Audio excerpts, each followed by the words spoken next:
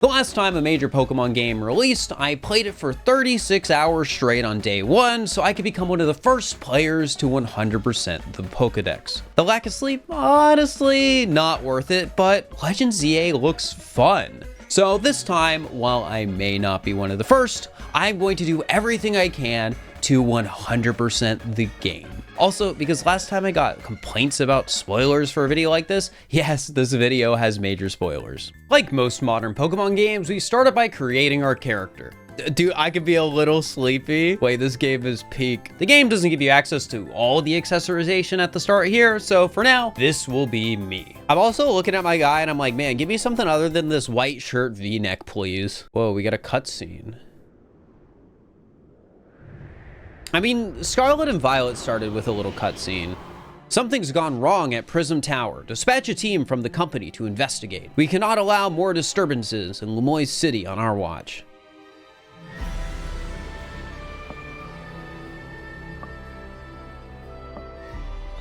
They got the people from XY. The strongest Mega Evolution user must be found.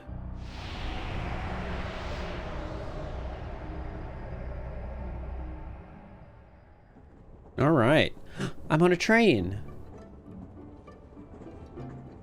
Wait, am I really tall, or is that me in front right there? Like, is this a third person? Or wait, arriving at the Gare de Lemoyne momentarily. Okay, I was me in front. Who's my tiny little friend in the bag? Well, I guess I'll never know. Your train has arrived in Lemoyne City. Am I saying that right? Okay, the white shirt doesn't look as bad with the black pants, blue belt, but I still want a different shirt. And I just want to say, watching that cutscene every single time in a Pokemon game where they just have the text on screen and you have to read it, I'm just like, can you please just add voice acting into Pokemon? I found myself entering the dense city of Lumiose, where I'd meet my first friend on this new Pokemon journey. Today's mission is to add to our ranks. We'll spread the word about how great Hotel Z is, and once there's a guest who looks like they've got what it takes, we'll recruit them to the cause. Now, we need a tourist who really looks the part. Dude, I'm instantly getting spotted as a tourist. This sucks. Every time I'm traveling, I'm like, all right, make sure people don't think I'm a tourist. I'm like, I'll hide my like little con badge or my wristband or whatever, and I'll just make sure when I walk, I look like I know where I'm going. Excuse me, yeah, hi, you just arrived at the Gare de Lemoyne, right? And judging by that big old travel bag, I've got a hunch you're a tourist. You got it, man. Phew. If you turned out to be a local, I would have thought I was losing my grip on reality. Listen, before you get to touristing, would you mind helping me out with something? I just need to film you saying Hotel Z is a hidden gem of Lemoyne. Easy, right? No worries if you're staying somewhere else. I just need a hand at advertising the hotel. Sounds good? Good. Okay, lights, camera. Before we could get started recording the ad, an even bigger ad started playing over a nearby screen, introducing us to Jet, the CEO of Quizartico. To read some basic PR team message about how our company is reimagining the future of Lumiose through their urban redevelopment plan and the creation of wild zones, areas in the city where Pokemon can live freely. Honestly, I'm convinced she's evil, but that wouldn't be too surprising for a big tech CEO. I like how that CEO thinks, even if her ad did keep us from filming. This city and its Pokemon are a wonder. I know you'll love them both. Hang on, where'd your bag go? Already robbed. I just got to the city. Oh wait, a Pokemon stole it. Hey, go back here. So you hired a Pokemon to carry your stuff. Not a bad idea. No. Wait, so it snagged your bag? Sorry, I distracted you with the video stuff. I'll make up for it though. We'll catch that Pokemon. Get your travel bag back. See, this is why I don't like being clocked as a tourist. I'm gonna get robbed. Come on, we gotta chase after that Pokemon. Oh, they got the reset camera button. I love the reset camera button. Geez, that's one fast Pokemon. I guess this wasn't just a wild Pokemon randomly messing with you. Seems like that Patchum that scooted off with your stuff belonged to somebody after all. Hey, what's your name? Burr? Got it. My name's Tawny. We'll figure this out together. Don't you worry. Come on, Pan-chan. Even a backpacker like me wouldn't be caught dead with a bag this tacky.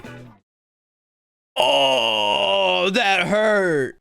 That nice bag happens to walk about my tourist friend here. Don't keep calling me a tourist to everyone. Hey, you're Tawny. I can't say I know you. Did you see one of the ads I filmed, maybe? It's me, is Andy from the ZA Royale. How could you forget already? Yeah, I'm Andre. We faced off just last night. Oh, now I remember. You two weren't much of a challenge. Ooh, she's being so mean. That stings, but I guess fair. Listen up, we'll return the bag if you battle us right now. That makes no sense. If you want a rematch, all you have to do is wait till nightfall. Shut up, Pancham's itching for another shot at you. That's why it snagged the bag, probably. Your bag got stolen, right? So what's your next step here? Take it back myself. That's right, and you've got 3 Pokemon right here, ready to help. And choose which Pokemon to battle with. Chikorita or Totodile or Tepig. Pancham, yeah, give me Pancham. I want the silly little crocodile. I'm sorry, I want the silly little crocodile. It's probably a little generic to pick the silly little crocodile, but you know, I like him. It was finally time for my very first Pokemon battle. Whoa. Tackle. Do a fancy little leer and do a fancy little tackle. With only 2 moves, things didn't feel super deep, but I gotta say, this looks fun. Watching the Pokemon move around in real time was neat, and moves having their own cooldowns felt like it'd leave room for unique balancing decisions. I was excited to see what would work and what wouldn't as I continued to play through the game. I won the battle, Tawny won hers, and the 2 thieves ran off. The first of many missions on my journey for 100% was now complete. As a gift for a well-fought battle, Tawny gave me Totodile to keep as a partner. I knew I needed to give this child a name, but I didn't want to rush to a decision that was this important, so we'll hold off on naming Totodile until later. Hey! He became Totodile's trainer. Before Tawny could take me back to the hotel, night was upon us, and we were right in the middle of a battle zone. This is where Pokemon trainers participating in the ZA Royale would come to fight late into the night. In true Pokemon fashion, anyone who sees us here could challenge us to a battle. Mission 2, Escape the Battle Zone, had officially begun. To no one's surprise, a battle breaks out on our way to the exit, but it's another easy win. Oh, I got Water Gun now. When did you learn that? I feel like you were just mashing buttons as a kid playing Pokemon, and I kind of feel like that again, and it's awesome.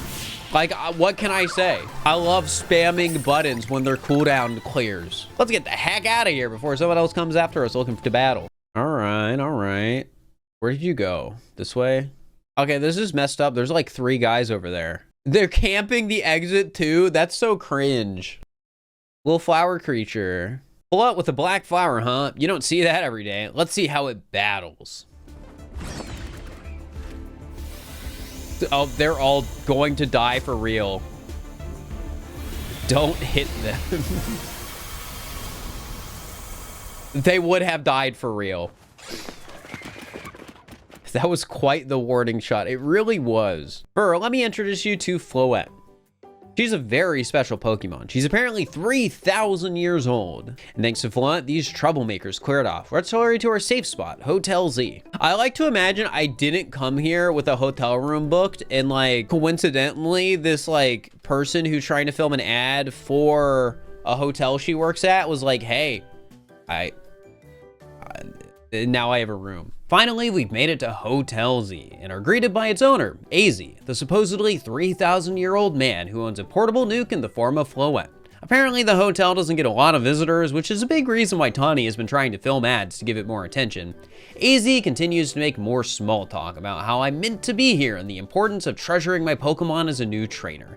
Afterwards, I finally get the key to my room. Room 202 is yours to use. Wait, so the hotel is empty, but you're only giving me a room on the 2nd floor? What is this? It's probably by the elevator too. If people come here, I'm gonna hear it. It's a well-worn elevator. I'm gonna hear it. The elevator's gonna be loud. Oh my God, I'm right here. I'm gonna hear everyone when they come in. Okay, but the room is pretty nice. I can only complain so much. Wait, I like this one. Can I get that one, chat? Can somebody buy me that? They've got so much abstract painting.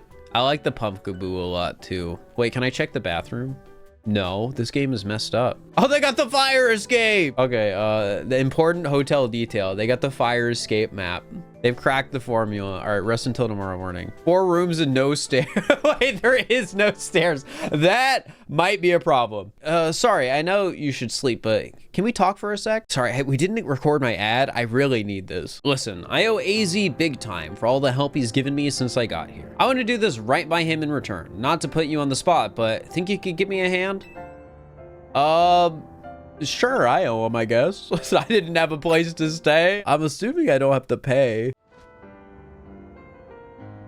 Look at the little guy. I want him. A boy accompanied by a Zygarde cell. Was he also brought here because Lumio's requires him? Mission complete.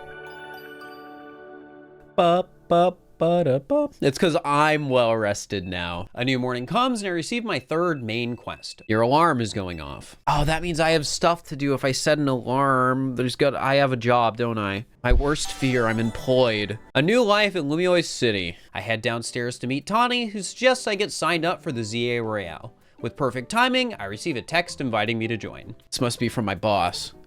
Dear Fur, you are invited to join the oh wait, never mind. Invited to join the ZA Royale, a battle tournament to determine the greatest Pokemon trainer in Lumio's City. As it turns out, rising the ranks doesn't just come with the pride of being one of the strongest trainers, but also any wish Quizartica was able to fulfill. To get started, I just need to download the app.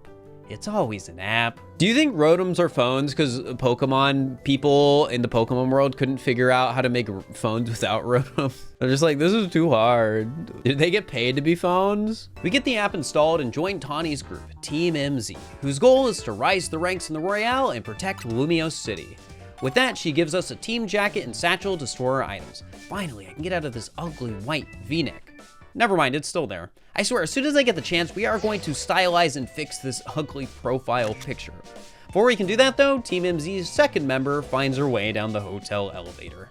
Tawny, could you turn it down like 2 notches? Is this the new member? Yup, meet Fur. Nice to meet ya. Nice to meet you too, I'm Lita. I'm a dancer and I came to Lumio's chasing my dreams of going pro. Plus, my big brother. You can tell him the whole story later, okay? Right now, I've got to get our newbie up to speed. Okay, I guess we'll meet her later.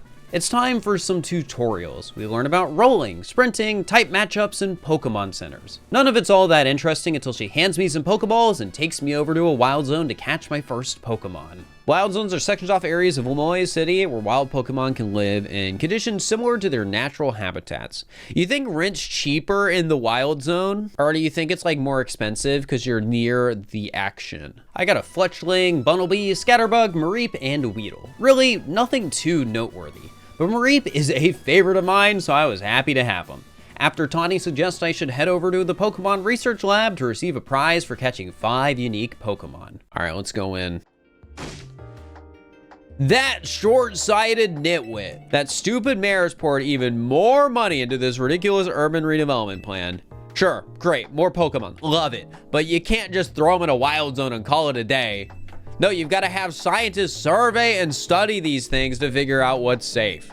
But who can keep up with all the work when they keep adding wild zones every time I turn around? They are pissed. Oh, looks like we have a visitor. You here on your lonesome? Yeah, just me. Oh, that's cold. Your Pokemon don't even count. That I thought I'm just not here with my friend Tawny. I'm the acting director here. Call me Mabel. And if you came all the way here to see me, then I guess you must be here about the prize. Of course, that's why. So let's see what you've managed to accomplish. So far, you've caught a whole 6 species. Look at that. I feel like you're being fake nice to me right now. Oh, wait, I guess people are just not competent at catching Pokemon, so maybe I am talented. Maybe 6 is a lot in this world. I've been hoping someone like you would turn up. See, for whatever reason, we've been seeing this influx of wild Pokemon within Lumio's City lately. That's what led to the construction of all these wild zones, so they can live safely in the city. But I can't keep up with all the work. I couldn't even tell you what species are on the rise lately. But now you've shown up. You have what it takes to complete our challenge because you're clearly curious about Pokemon. You're just the type we need to help with our survey work. Wait, does this mean I'm unemployed and this is a job offer? You will help, right? Yeah? So kind of you. Somehow I just knew you'd agree. Since I'm Mabel, we'll call this Mabel's Research, And starting now, I'll be sending you all kinds of research requests. Understood? Good. Mabel's research is one of the main bits of side content I'll be doing to reach 100%. It has its own unique level system that goes up as you catch new Pokemon and complete other requests. Each level gets new rewards, with the ultimate prize at level 50 being the shiny charm. This is a grind to get because it requires a lot more than just finishing the Pokedex, like winning 1,000 Pokemon battles. But for now, I'm only at research level 2, so we'll get to that later. Anyways, I'm going back outside. A jacket with Team MZ's logo. So you're the new member who Tawny is so pleased to have aboard. I recognize you by the jacket. I'm the one who embroidered that logo on it. My name's Naveen. I'm another member of Team MZ. So we're teammates, I suppose. Now, about your outfit, it needs something. I agree! What do you think of this hat? I don't know if it's gonna be my vibe, man, but I appreciate it. It's not my vibe. Your outfit and looks by pressing minus. Okay, this is important. I need to get my hair done, but I'm pretty sure this won't count. I'm taking off the hat as soon as they are out of you. Hey, you get your prize? It's a TM. The first TM you got from Mabel was the one for Rock Smash, right? You gotta teach the move to Bunnelby so it can break those boulders lying around. Once you have enough boulder smashing, come back to hotel. I took off the hat, but before heading back to the hotel, I wanted to briefly explore. I broke some rocks and caught a Flabebe and Abra on the rooftops, as well as grabbed a few spare items near the wild zone. I tried to venture further, but the game was quick to cut me off with a pop-up from Tawny telling me to return to the hotel. I guess after over an hour of playing, I was still in the tutorial. I made it back to the hotel, which marked the end of Mission 3, but the game left no time to idle. I received a notification from the ZA Royale that my first promotion match was scheduled. Whoever won this would be promoted from rank Z up to rank Y. But before I could actually do the promotion match, I needed to earn 1,000 ticket points by fighting other trainers in the nightly battle zone. Lucky for me, it was almost nighttime, so the game kicked me out of the hotel, and before I knew it, I was out on the battlefield. Unfortunately, this entire section is another on-rails tutorial. The battle zone is very linear, with Tawny and the rest of the team helping guide me through. On the bright side, this was a good chance to try out a lot of the new Pokemon I got and get a better feel of the battle system. The game even taught me how to sneak up on unassuming trainers for a free hit to start off the battle. 3 fights later, and I had all the points I needed and received the Challenger's ticket for the promotion match. Friend and Zach ought to be in the taxi lot just down the street. How do you know that? Zach's a taxi driver. Far as I know, he should be here waiting for fares. There, that's him. Zach's fought in a lot of promotion matches. He has a lot of experience, but not in winning. Well, now I feel kind of bad. Challenger's ticket verified. You're cleared to start a promotion match. I suppose you think you're gonna win. Climb over me to reach the next rank. Well, I won't make it easy for you because this taxi driver has a taxi dream. I'm gonna reach rank A and abolish all forms of transit in Lemoyne except taxis. This man is insane. He's only a driver too, like he's an employee. He doesn't own the taxi company. Why does he care? You know, maybe I should have started with Lear. That could have been smart. Lower the defense. It's fine. This guy cannot stand against me. Pidgey. Rookie mistake. Pikachu. Uh-oh, that's not good. Bunnelby, I need you to get out here. You know, I keep forgetting to start with Lear like a little idiot. Bunnelby, you've got this. Yippee! I lose again. That makes 100 times I've lost my promotion match. This is why they call me Les Eternal. Tawny, yes! She's so excited he lost it again. I'm rank Y! After a long night, me and Tawny made it back to the hotel with Lita and Naveen following not too far behind. The team congratulates me for getting promoted so quickly, and Tawny cooks us up some croissant curry as a reward. Now, I normally love curry, and croissants are fine, but my concern is how it managed to congeal enough to hold a jello-like shape when it's supposed to be fresh. I'd still eat it though. The next morning, I was greeted bright and early by Tawny and Naveen. My hope was that now I'd ranked up, the game would give me a bit more flexibility with exploration. Unfortunately, I was greeted with Mission 5 and more hand-holding as Tawny brought me towards Prism Tower. On the way there, I was introduced to another important character. His name is Tarragon, and he sets up obstacle course scaffolding all around the city that you can climb to win colorful screws which can be turned in at his construction company for streamer merch. This man is awesome. He even gave me a plush. Turns out these plushes give benefits just for owning them. Guess that's one more thing I'll have to collect for 100%. The game also uses this section to teach me about mega crystals, which are essentially another currency that we can collect by storing these bright stones around the city. As we near the tower, another wild zone came into view. Tawny let me use this as a chance to catch more Pokemon, which I gladly took. I captured Badoo, Magikarp, Binacle, and Patrat after a short trip through the zone. After, I caught up with Tawny at a food truck near the tower where she treated me to a coffee. Oh, I've forgotten that No View Cafe was one of your favorite haunts, Tawny. And forgive me, who is your friend? Hey there, Vinny. Let me introduce you. This is Fur, the newest addition to Team MZ. And this gentleman is Vinny, a big shot from Quasartico Inc. I like the moment it panned to his face and he started talking, it's playing like some business like promotion music. Like here at Quasartico, I am the CEO's secretary in title, though in practice, I'm more often her errand boy. Regardless, I'm pleased to meet you. And please accept my apologies on behalf of the company for any inconvenience you may have suffered due to our urban redevelopment efforts. Even our beloved Prism Tower is closed to visitors until we complete some renovation. If you came here hoping to see our city sights, this is truly a sorry state of affairs. Don't worry about it, Vinny.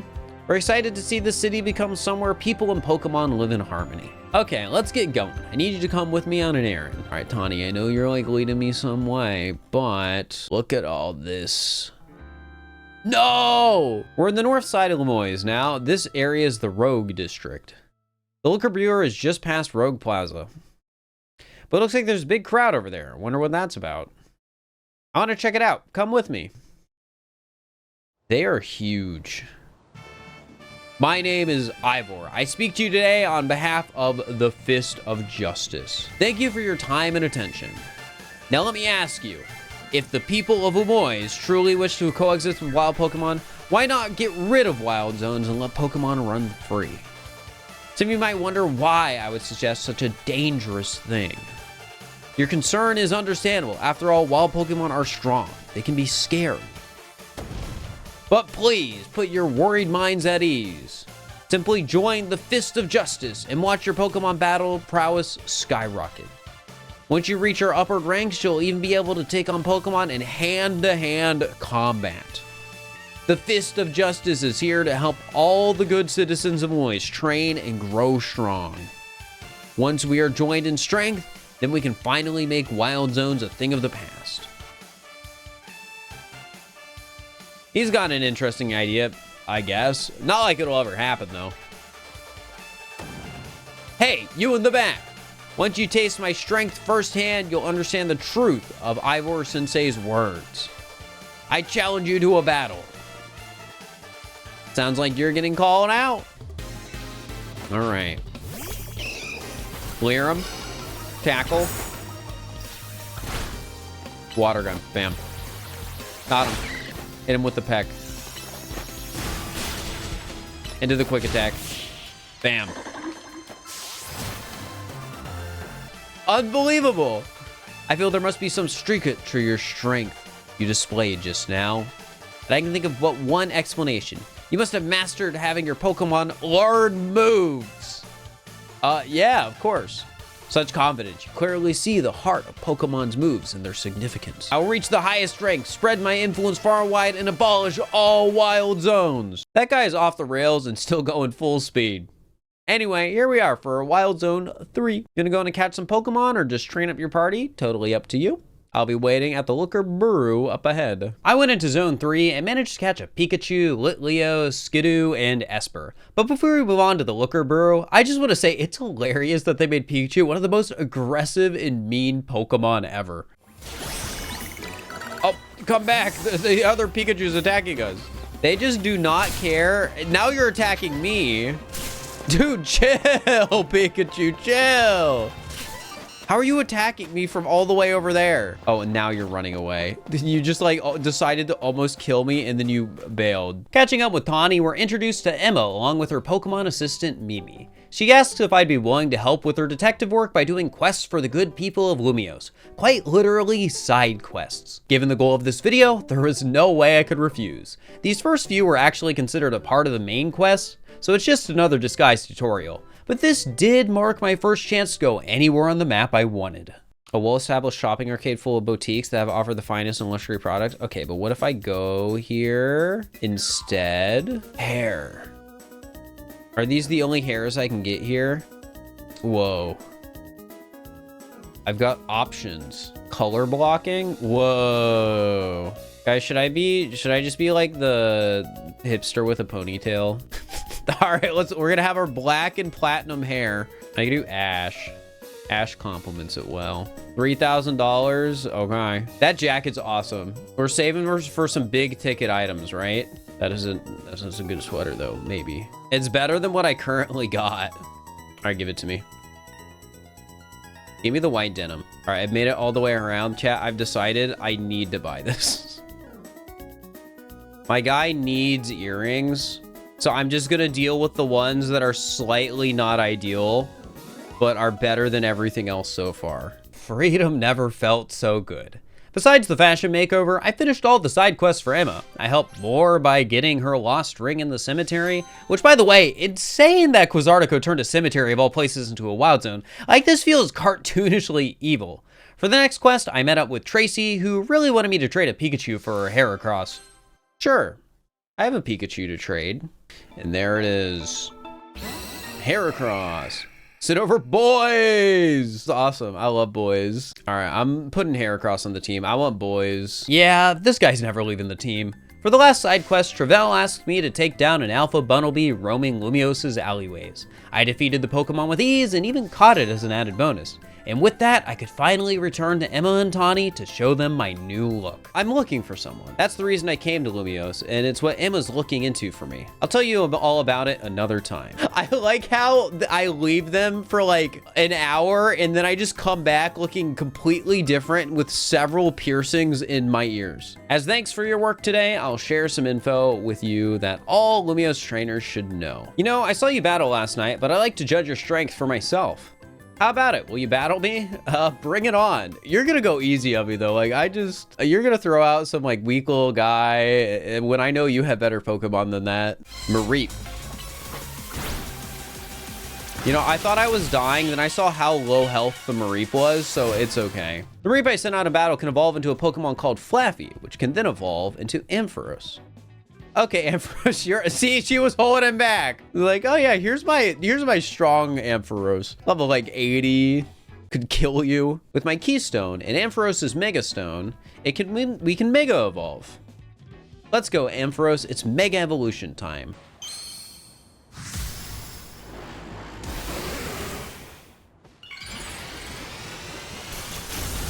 I love Mega Ampharos. Mega Evolution surpasses the limits of evolution to power up Pokemon even further. I've got a feeling that Mega Evolution will find its way into your life just like Hotel Z did. Anyway, thanks for coming by today, and thanks in advance for anything you can do to help out. If you see a black four-legged Pokemon around, be sure to let me know. After finishing up with Emma, I got a notification for my next promotion match, Yvonne. I waited until night and started grinding out the ZA Royale so I could earn the challenger's ticket I needed for the fight. It didn't take long, so I decided to keep battling for a bit longer. This was mainly because if I wanted to get 100%, I knew that I'd eventually need to finish those 1000 trainer battles, so a little progress now definitely helps, and hey, I won't complain about the extra XP. During this, Mareep evolved into Flaffy, and Totodile evolved into Croconaw, which was a nice bonus. Before the night was over, I felt it was time to head over to my promotion match and take on Yvonne. I'm a busy adult with a lot going on, so I hope we can wrap this up fast. When I reach rank 8, I'm going to have Lumiose City hold a marathon, which is why I intend to race through this promotion match in record time. All I'm saying is you can probably just do that without becoming rank A. It takes so much social capital to plan. You're not wrong, but also, I don't know, the city is offering what is like the equivalent of a wish for getting to rank A. I don't feel like you need the equivalent of a wish to get a marathon. All right, kill Spritzy Totodile. Yippee! Swirlix. I guess this person just likes all the fairy Pokemon. Oh, it used fake tears. I tried to do that with fake tears. Swap my guys. Vivillon. Yeah, guys, Protect seems pretty awesome in this game. It feels like I can just block moves for free while my cooldowns go. I didn't win. Great. Now I feel awful. I'm just so annoyed at how hard it is to run Freeland Rumoys with all the wild zones. No, okay, well, that's a little different. This is different than just winning a marathon. All right, time to celebrate your promotion. Is Naveen not back yet? I've asked you more than once to please send word when you want us to gather. It's all right, we weren't trying to leave you out or anything. We just forgot. Lita and Tani seem awful at communication. This is the second time in the story it's come up, and I'm only rank X. Specifically, Tani seems bad at it because she seems like the leader, and she just like left them at night that one time, and I don't know. I think she has a communication problem. We know you always turn up one way or another when Team MZ is getting together, Naveen. See, she's making excuses too. I didn't even read the dialogue yet. And Naveen gets it. That's a very pretty excuse, but I'd rather you just admit you forgot to get in touch. Well, I know how to make it up to you. How about we go enjoy the tasty dinner I made? It's still there, our little friend. I want them so badly. The next day, my alarm is going off. I met up with Naveen and Lita in the lobby, where Lita convinces Naveen to share his reason for joining Team MZ if I can beat him in a battle. A quick encounter later, and it turns out Naveen joined Team MZ because his grandma wasn't letting him pursue his passion with fashion and design. Since he met Tani, Hotel Z has worked as a studio for Naveen, where he can pursue his dreams without the risk of grandma throwing away all his hard work. Honestly, an endearing story. Unlike most Pokemon games, I genuinely am appreciating the characters here. Shortly after Naveen and Lita head out, I get my notification for my next promotion match, Zavi. Main Mission 7, Reach Rank W, has officially begun. Before I worried about ranking up, I decided now was a good time to do more side quests. You see, I didn't want to wait until I beat the game to do all the grindy 100% stuff, so I'll gradually be working through all this side content between the main missions. I'll be handling wild zones pretty similarly, doing my best to catch all the Pokemon in them as they become available. The first one found me helping a perfumer make some new scents. All she needed was to see my Skidoo for its leaves, and the quest was completed. This sets the tone for a lot of the side content. The quests aren't challenging, but the life they can add to the city feels quite nice. Like, I didn't really have to do anything but have a Budu for this one, but I'd be lying if I said it wasn't enjoyable. Hello there, youngster. Are you familiar with the Pokemon called Budu? Doo-doo. I sense great potential in you, youngster. You might have the knack for helping Budu to bloom. If you're interested, head to Fountain Square in Blue Sector 8. I hope to see you there. Hello there, youngster. I hoped you would join us. And you brought a Budu too, splendid. Now then, to enter the competition, you'll need to pay a participation fee. All right, fine. Okay, this is awesome. First entry is Florale's Budu. Ooh, the luster on this one's bud really gives new meaning to the word illustrious. Quite superb. Yes, but its body language isn't sparking anything in me. In that sense, it fails to impress. Let's move on to entry number 2. Oh yes, lovely. Its posture exudes dignity and strength in spades. Very nice indeed. Moving on, here's entry number 3, Marigold's Budu. That one has some spunk. Well, look at that. What a large specimen. It certainly won't be lacking in pollen. Last but not least, let's look at entry number 4, Furs Budu. Oh my God, they're bringing it home for me. Oh my. Remarkable. It clearly trusts its trainer fully and without reservation. How else could it achieve such a commanding presence?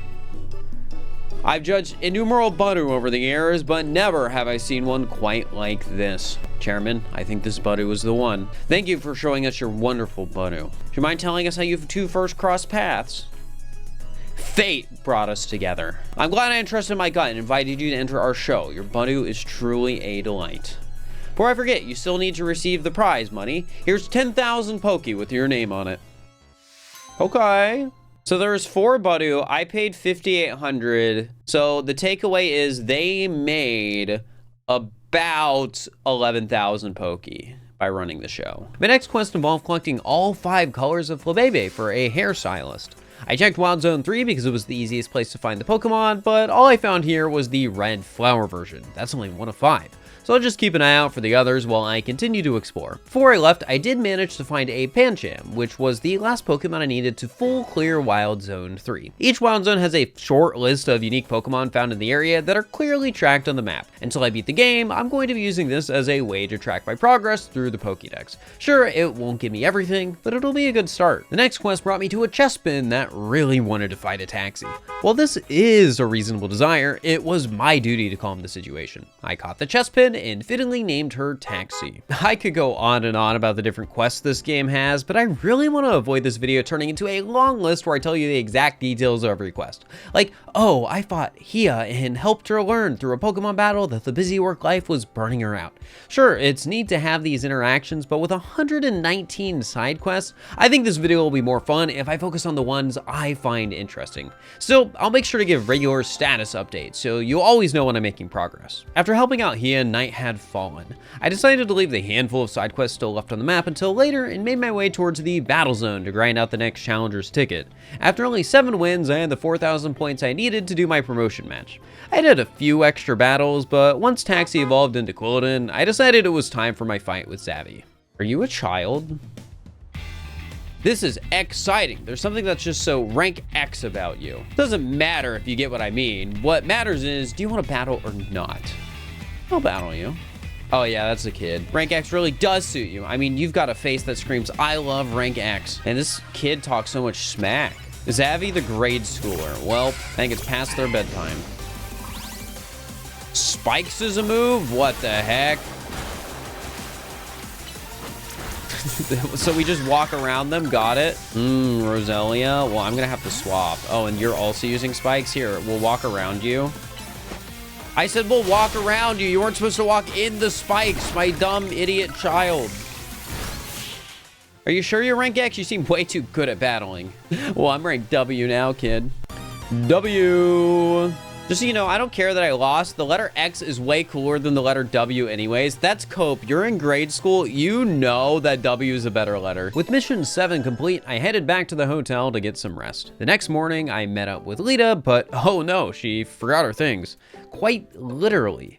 This marks the beginning of main mission 8, Reach Rank V. They really gotta come up with a better name for these things. Anyways, instead of meeting up with Lita to give her things, I've got some little side quests to do. Much more important. With this next batch of side content, I get to learn a lot more about what can make a side quest in Legends ZA. I met up with Muse at his cafe, who needed me to take his Slurpuff out for a treat while he worked. This is kinda like an escort mission, but in reality, I'm the one following Slurpuff here. Incredibly easy quest, but I do appreciate the game for exploring what it means for people and Pokemon to live together instead of forcing every side quest to be some sort of battle. Speaking of, the very next side quest is a battle tutorial. Unlike Hia from earlier, this trainer fights with a gimmick that is meant to teach us something about the game. Conceptually, I think this is a good way to teach players about real-time battle mechanics, but having the trainer distant teach us about ranged moves feels almost excessive. Jumping up to my 11th side quest, I was tasked with helping out a poor little Finnegan feel better by meeting up with a herbalist and tracking down a revitalizing twig in Wild Zone 5. I found the twig and was even able to catch all the Pokemon I needed for the area in the process. Back at the Finnegan, we were able to heal her up and add her to the team. I appropriately named her Twig. I also finally came up with the perfect name for Crocodile. Dumb baby. This is my child, and he is stupid. Before getting back on track, I evolved Twig to a Braixen, caught a Yelfabebe, and befriended a Froakie by racing her on some scaffolding courses. I named her Scaffolding, but unfortunately decided I wouldn't need another water type on my team. This rounded out my side quest total to 15 out of 119. Still a long way to go, but progress is progress. Oh, hey there, Fur. What are you doing? I'm here on an errand. Aw, you brought me my stuff. Thanks so much. I know this great dancer whose footsteps I want to follow in, so I came to Lumiose for dance school. But see, the friend I was rooming with at first signed on with a talent agency and had to move. I was only able to come here at all because I got a scholarship. I don't know how I would have been able to work enough to make my rent on my own. It was right around then when I bumped into Tawny outside of Gare de Lumiose. Someday I want to repay AZ and Tawny for all they've done for me. I feel like mixing up our warm-up would be really help me and Staryu pull off a killer performance. Will you battle us so we can get nice and loose? I know she's saying that, but I think she's expecting to lose. You know? Given the whole path my character's story has been following as like the new ace trainer type around town. With skills like those, I can see why you've been killing it in the ZA Royale. With you helping out, we might even be able to make AZ's dream come true. Let's keep it up, okay? Promotion match! Yippee! Trainer Rentaro. This guy's got a good pick. Surprise, you haven't changed your picture? I can't figure out how.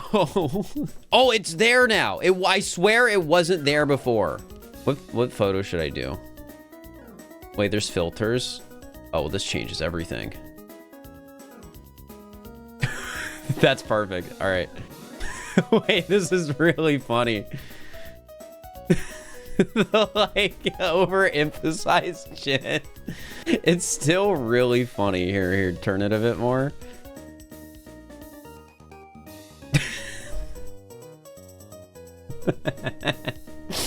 Yeah, that's great. When night came, I was back on the ZA Royale grind. Like always, it did not take long for me to get the points I needed for my rank-up match, and Rentaro himself was not a very interesting fight.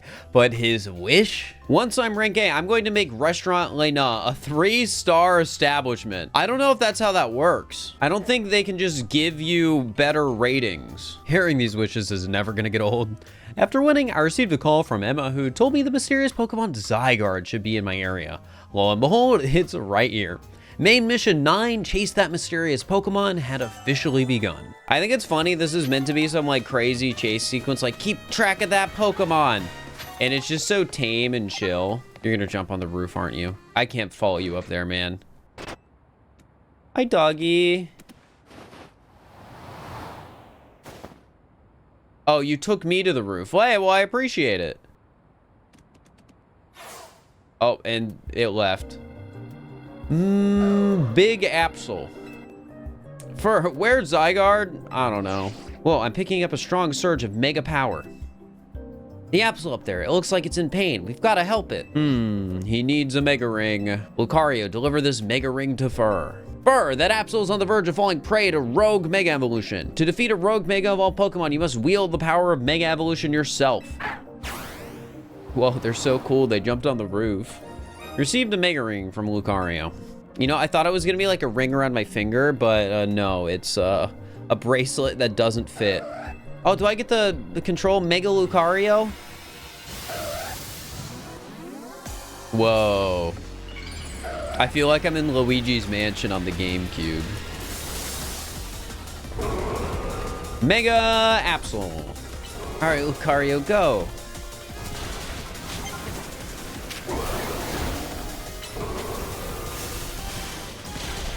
Oh, chill, chill. I don't really do any damage until I'm Mega Evolved. Also, I just gotta say, the people in, like, V rank are gonna be so pissed if I come out with a Mega Pokemon. Like, what do you mean the guy in V rank gets a Mega? All right, we've almost got it.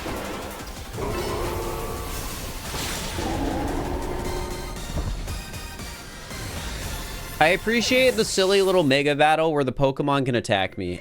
Though I really do think it would be funny if I just had a normal health bar with like 40 HP or something. You remember I've talked about wanting to protect Gloomios, right?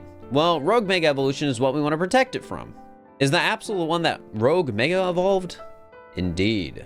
Seems to be grateful for Fur for saving it from its suffering. They say our lives are defined by our encounters. Be sure to cherish this encounter with Absol. Mission 9 complete. The next day, your alarm is going off. Morning. Did you hear? They were just saying on the news that Magenta Plaza and Juan Plaza both got turned into wild zones. There's gonna be some upset renters out and about today. After a small chat, me and Tawny got called over by Vinny, that assistant from Quasartigo, to talk more about Rogue Mega Evolution. It's time for Mission 10, The Secrets of Mega Evolution. Before heading over, Tawny requests a battle in hopes that I can get a better feel for Mega Evolution. The fight wasn't too bad, but things did get a little dicey when she sent out her Mega Manectric. Darn, I should have used Quick Attack. This is so sad. Shadow Claw. Managed to beat me when I used a Mega Evolution? That's incredible. Now let's head to Quasartico. I followed Tawny to Quasartico, where Vinny explains what we were summoned for. He's taken notice of me and Tawny's prowess for battle and our ability to take down rogue Mega Evolutions. He then explains that the ZA Royale was made so that Quasartico could find strong trainers proficient in Mega Evolution to help with these cases. As a matter of fact, the ultimate goal of the ZA Royale is to find the strongest Mega Evolution user in the city, specifically at the request of AZ. Given our promise as Pokemon trainers, Vinny pulls some strings and schedules a promotion match where we'll be taking him on. If we win, we'll be fast-tracked from rank V all the way up to rank F. I guess this makes sense, especially because the whole gameplay loop of getting points and doing rank up battles gets a little repetitive, but I can't say I'm not a little disappointed. Mainly because I wanted to hear more insane wishes. Before getting ready for the promotion match, I decided now was the best time to catch up on all the side quests and also go through all the wild zones for missing Pokemon. Please find our missing Spupa. Hey, you're not a Pokeball. Can I steal some of these? I like these balls. How'd you get in there? You're so powerful. Thank you for finding all of our Spupa for us. This is like me with my Swablu plushes. Except I have 13 of these, so I'm better. If those ever go on sale again, I am buying 12 more, mark my words. Dumb Baby's about to evolve, guys. They evolved him for Alligator. They're still dumb, though. Wanna trade Pokemon with me? I'll give you my Riolu if you give me an Abra. Sending Abra to Bond. Goodbye, Abra. I hope your Riolu has a name, though. Real Louie. And they're gonna evolve into Louie Cario. Lead the Trubbish over to the garbage bins. God, I have to walk all the way there like this, huh? Look at them go, though.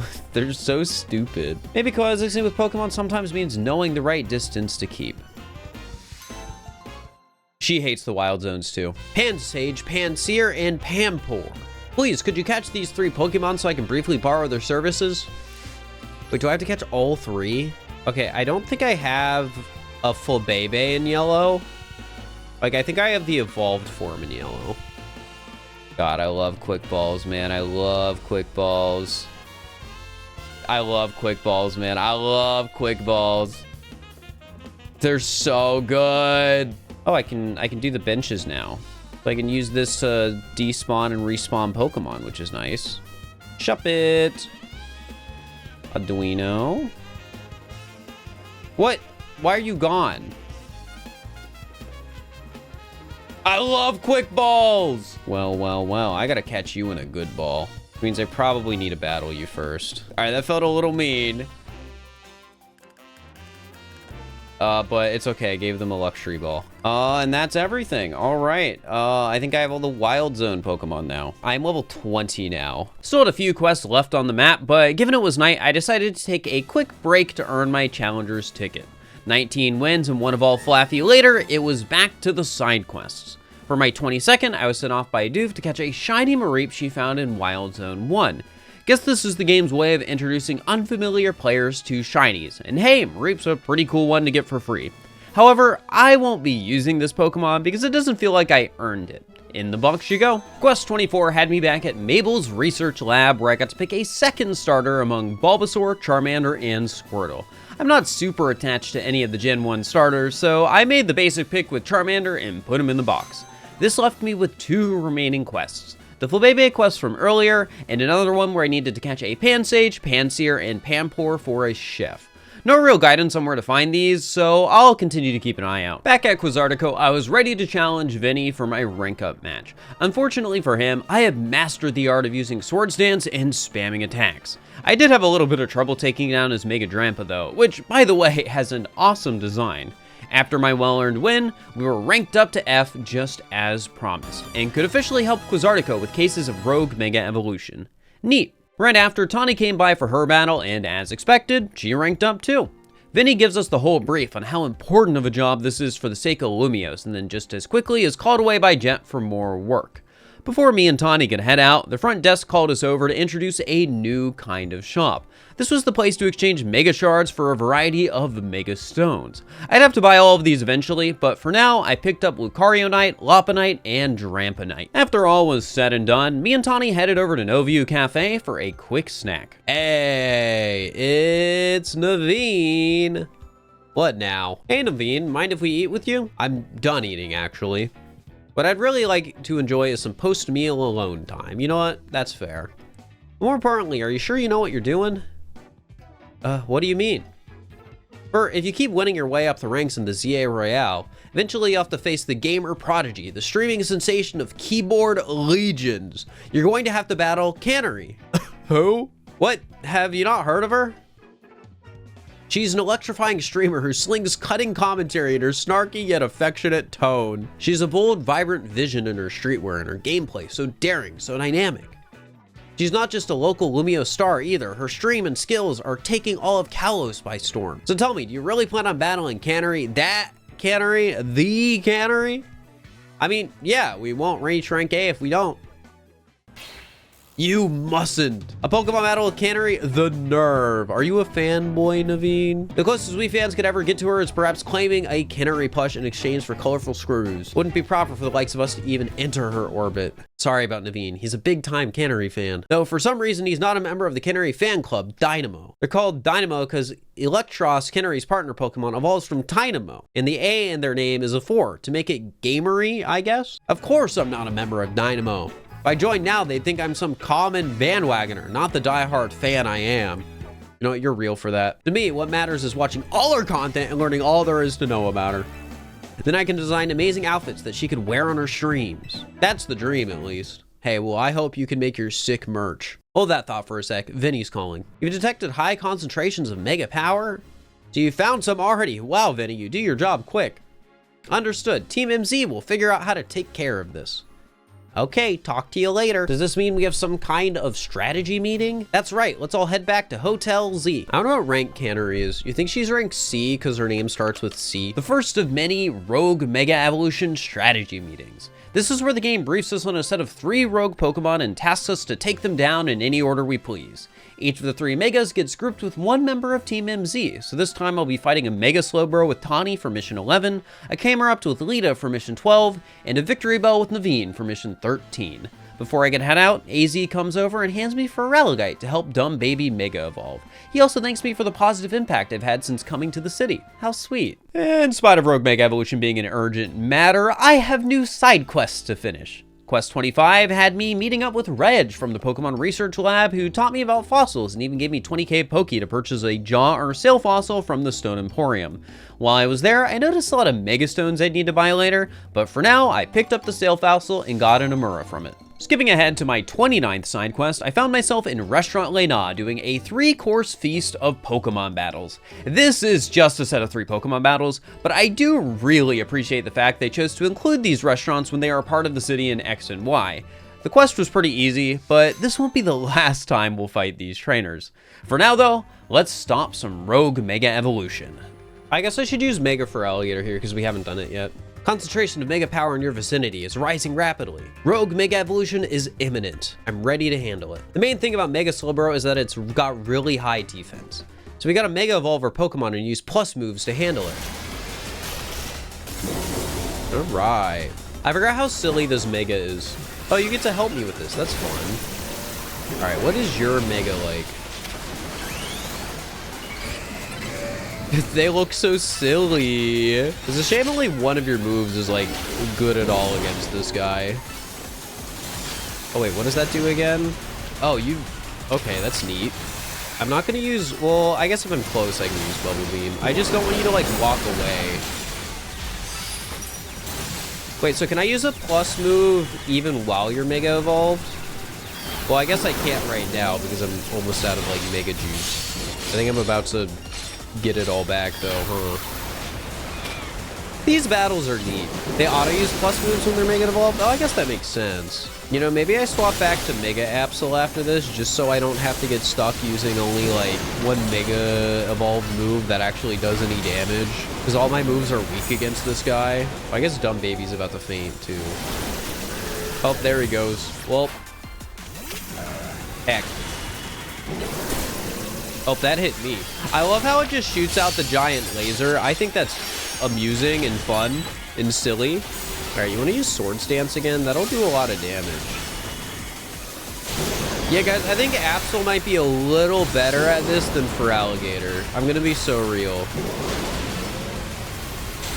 Like, that's doing a lot of damage. Oh, it faded. Oops. All right, don't worry. Louis will come in and save it. Just like that. Yippee! And I guess I get the Mega Stone too. Not that I think I'm ever gonna use Slow Bro Knight. I'm not really a Slow Bro guy, nor a Mega Slow Bro guy. Way to go, Fur. Dumb Baby and others did great too. Tawny, I love you for using the Pokemon's name and nothing else. We've got to help everyone we can, Pokemon and people alike. Rogue Mega Evolved Pokemon successfully pacified. There's 2 remaining Pokemon at risk. Dog. You think we'll really find a Pokemon about to Rogue Mega Evolve up on this random rooftop? Well, if you look right in front of us. Wait, there's the camera up. It's really here. I do not want to see what happens if we get knocked off that roof, the roof by an attack. All right. I like Camera Up's Mega. No, I don't care as much about Camera Up as a Pokemon, but I do like its Mega. I think it's cool. Here, maybe I swap in a different guy. Not you. I should probably swap in like boys. And then we will Mega Evolve and swap in when I can do that. This is mainly just so like my Mega Pokemon don't die. Wait, actually, this is what, for Alligator, this is what you're for. Never mind. Now, if you had better moves, it'd be even better, but at least you're doing solid damage, dumb baby. I can heal mid-battle, right? I really don't want you to die, so like... These battles... Oh wait, I have Mega Evolution again. These battles are so silly. Oh, oops, I used Sword Stance by mistake. Oh, you died. I was trying to heal you, but Plus wasn't doing anything, so oops, I guess. Dude, he really wants to kill me instead of my Pokemon. Like, he's just attacking me senselessly, which is kind of funny. He just, like, seeing him slowly charge near me. All right, well, our Mega Absol's got it. He knows that I'm the problem, not the Pokemon. You know, you're right. You make a good point. You really are kind of like a secret weapon. Now I get what Tawny's been saying. Pokemon were great out there, especially your partner, Dumb Baby. There's the dog again. I love dog. All right, well, I guess because it's night, I'll take a quick break from the mission and just get some levels, get some points. Because I need to get the points. I need to get a lot of them.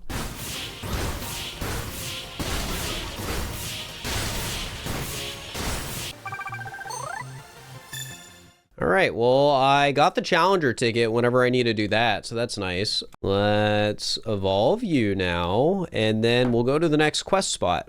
We get a Delphox. I like Delphox. All right, anyways, let's do Victory Bell. Funniest new Mega. This is a funny one. I appreciate it, though. I'm doing pretty solid damage even without Mega. All right, let me Mega now, and now I'm gonna do some good damage. Look at that. Look at that. We love Swords Dance. I'm doing so much damage. All right, well, we did it. You know, maybe I appreciate just a little bit how they gave us Absol as like the first Mega, because one, I like Absol, and two, it has Sword Stance. And Sword Stance has been pretty nice. We got Victory Bellite. Why do Mega Stones appear when we pacify rogue Pokemon? What could it mean? Perhaps we could learn something about Mega Stones if we ask AZ. Calling all the rogue Pokemon, right? I'll head back to Hotel Z first in that case. And there's the dog. Z. Dog. Hey, puppy. Says if it wants to battle you. Okay. If you insist. All right, maybe a different guy comes out here. Okay, maybe not you either. Maybe I'll send out a dog of my own. Wait, I should Sword Stance. I love Sword Stance. Oh, it hazed. That's messed up. All right, well, give me a sec. I'm not gonna Mega because I don't need to. All right, well, that went well. Hi, puppy. Tiger has something in its mouth. What is that? A pebble. Thanks. An ordinary pebble entrusted to you by Pokemon known as Zygarde. It is completely unremarkable. You're so sweet. Good doggy. Good dog. Who are you? So you're the one. The Pokemon trainer that's earned the attention to Zygarde. Who are you? I beg your pardon. Allow me to properly explain. I'm called L. Death Note! This is Zygarde, a Pokemon that defends the order of all things. Surely you sense it as well, the disturbance that threatens order in Lumiose. Mega crystals are erupting all over the city. This strange force, Mega Power, has emerged, and wild Pokemon are succumbing to rogue Mega Evolution. As now that you two have battled, it appears Zygarde has decided. It's chosen you. Do you understand the meaning of this? You must become a Pokemon trainer worthy of standing at Zygarde's side. And there it goes. Bye, dog. I know who owns this place. That 3,000-year-old man. He will face his sins, but that can wait for another time. Back inside the hotel, I met up with Team MZ for a short chat to finish the mission. Immediately after, I received notice from the ZA Royale telling me who my next opponent was. Is that your promotion match notification? Who's your opponent? Let's see, your opponent is Dynamo's. Dang, you're only rank F? I thought you'd be higher up there. That's my bad. Kanari, my teammate against Kanari. How could I ever choose whose side to take? How could you not immediately choose Fur? In spite of Naveen being a simp, he is in the perfect position to help me find Kanari and get that promotion match. After a quick battle, he was convinced to help out. You see, Kanari hosts this thing called the Kanari Quiz Whiz Contest, the winner of which gets one favor from the streamer. Most people ask for autographs or pictures, but for us, we get to ask for a promotion match. Kinda crazy she's gatekeeping her promotion matches, but whatever. Me and Naveen headed over to the electrical substation where the contest is held, and then he gave me an earpiece so I could cheat. I went inside and things got started. The first round was a simple set of true or false questions. Heck, I didn't even need Naveen for these because in the worst case, I could cheat by following this nerd into the right area. With 3 out of 3 questions correct, we moved on to the next round. Well, I pride myself on being Kanari's oldest and most dedicated fan. I must admit you answered those questions surprisingly well. A fluke, no doubt, but maybe your luck will hold. Let's both do our best in round 2. Oh, he respects me. Ugh, people like him are exhausting. What a tragic lack of self-awareness. Can't he see that this self-satisfied one-upping only serves to drive away other fans? Round 2 has us running around town to find the favorite dessert of our prized Pokemon Electros.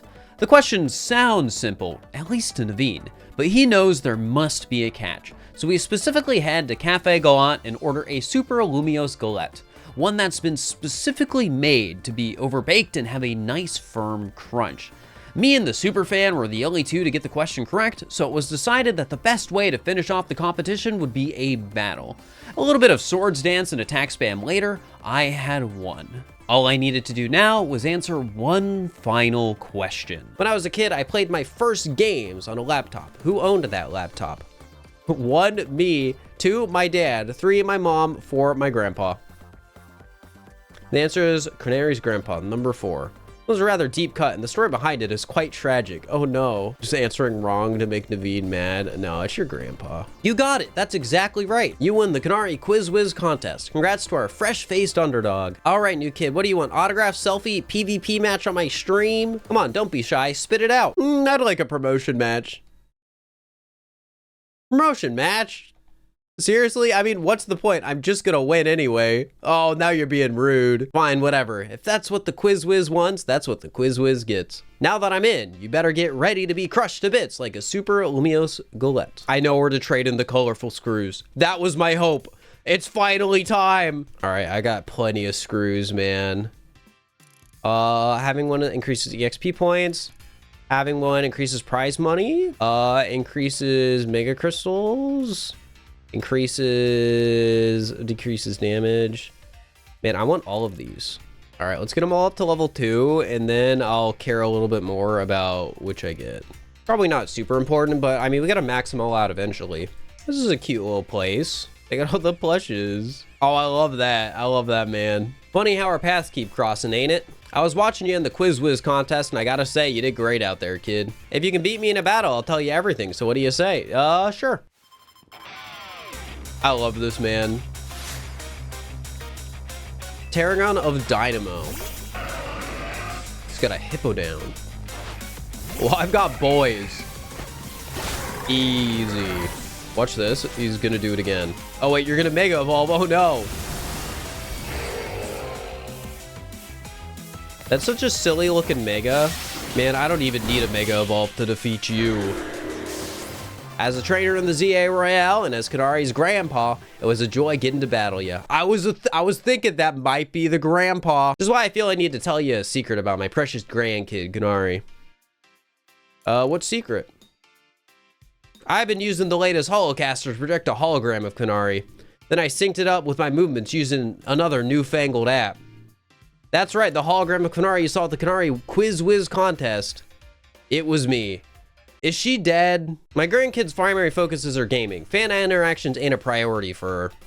But still, I want to show folks around the world how cool, smart, and talented my grandkid is. Oh, okay, so she's fine. I'm glad this wasn't awkward. She's over here.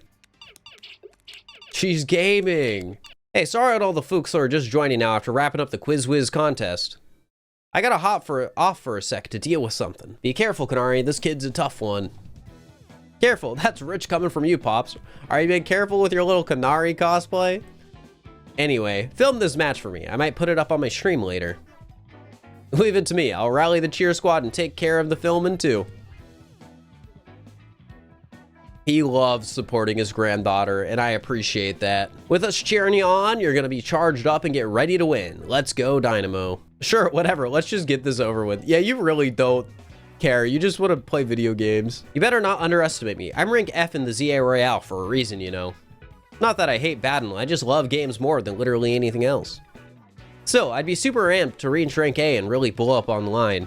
Then Dynamo could host video game tournaments for folks in Lumios to enjoy. This is my first Pokemon battle in a while, so I'm going to show my Dynamo fans what I'm made of.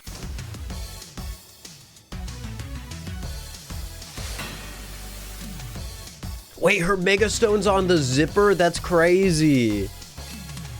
See, everyone gets cool Mega Stone stuff, and I don't. This is not fair. Volt Switch? Oh, that doesn't switch you. That's so weird. Ampharos, they have... Choose Ampharos. I love Ampharos. Oh, I need to use this again. Oh, I might die. This is bad. It's okay. We still got boys. Boys, my goat. Oh my god, you have like 2 health. Please. Electros. Oh, you're gonna have a Mega, aren't you? I'm charged up on energy drinks. Time to charge you up with Mega Evolution, Electros. Let's go. That's such a silly Mega. You know, here, let me use Light Screen. Oh, wait, you're a physical attacker, aren't you? I really do not have a good last set of Pokemon for this.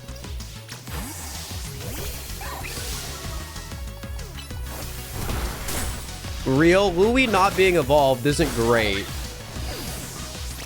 Alright, well, I'll Mega Evolve. You're probably gonna do a lot of damage, huh? Oh, maybe it's fine. Okay, it was fine. Yippee, rank E. Wait, what was that? That was that was awesome. Anyways. Ah, oh, Kanari, I hate to see you like this. This only happened because you lost first. Oh my god, don't be mean to Grandpa. I love him. You're absolutely right. Tell you what, as an apology, I'll buy you anything you want. Deal? Really? Okay, I forgive you. Oh no, she's a brat. Just a little bit though. Might be. Kind of blow a fuse when I lose. Wait, the pose. That's so funny. I can cope with messing up on stream since everyone in the chat cheers me on, but maybe I should put more effort into Pokemon battling from now on. That one was pretty fun. Anyway, here, this is for you. Got Volt Switch. Take this too. Give it to the person who's been helping you out. She knew. I knew she knew. A plush doll that's been autographed by Kanari. Just having one puts you in a good mood. You think I didn't realize? I know my fans well enough to know that you're not one of them. Still, I wouldn't mind if you decided to become a fan. Might even make me just a little happy. Okay, I'm gonna get back to my game. Time to Thunderwave goodbye. I knew they knew. It was obvious. The next day, your alarm is going off.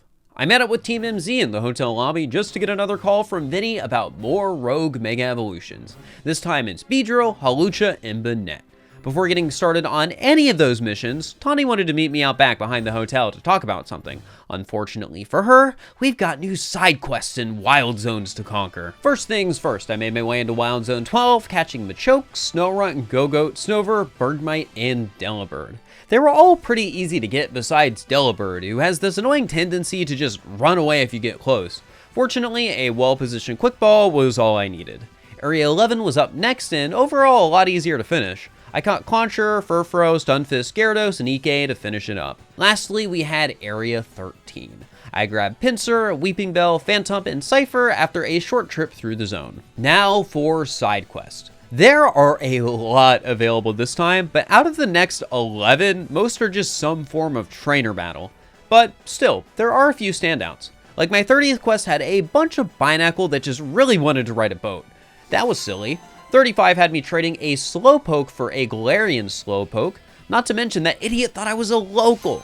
For number 39, I showed up a fisherman by catching an Alpha Magikarp, and lastly, for 41, I finished that old quest where Servando needed me to catch a Pansage, Panpour, and Pansear. Turns out these guys can just be found on various rooftops and trees. Pretty easy. While I was doing all this, I actually managed to catch my very first shiny in Emolga, so that felt good. Also, Rylui finally evolved, but for some stupid reason, I can't rename him to Lucario. I know you can't rename traded Pokemon, but you can't tell me this wasn't the intention. With my chores done, I met back up with Tawny behind Hotel Z to see what she wanted to talk about. Hello, Tawny. Must be getting used to dashing across the rooftops of Lumios now, right?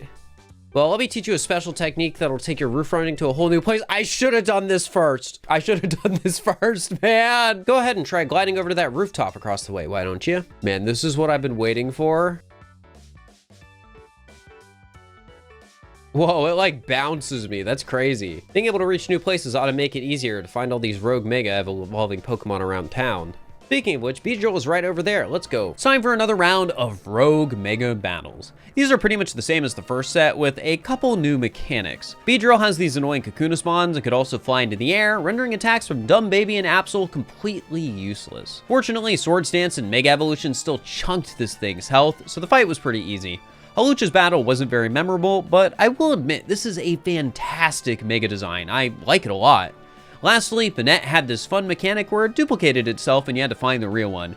Throughout the whole fight, I never actually figured out if there's a way to determine the fakes, but it didn't really matter and I cleared the fight. Can you die? Thanks. There's the dog again. So you continue to successfully save Pokemon from the pain of Rogue Mega Evolution. Not that I wish to downplay the difficulty or scale of the undertaking.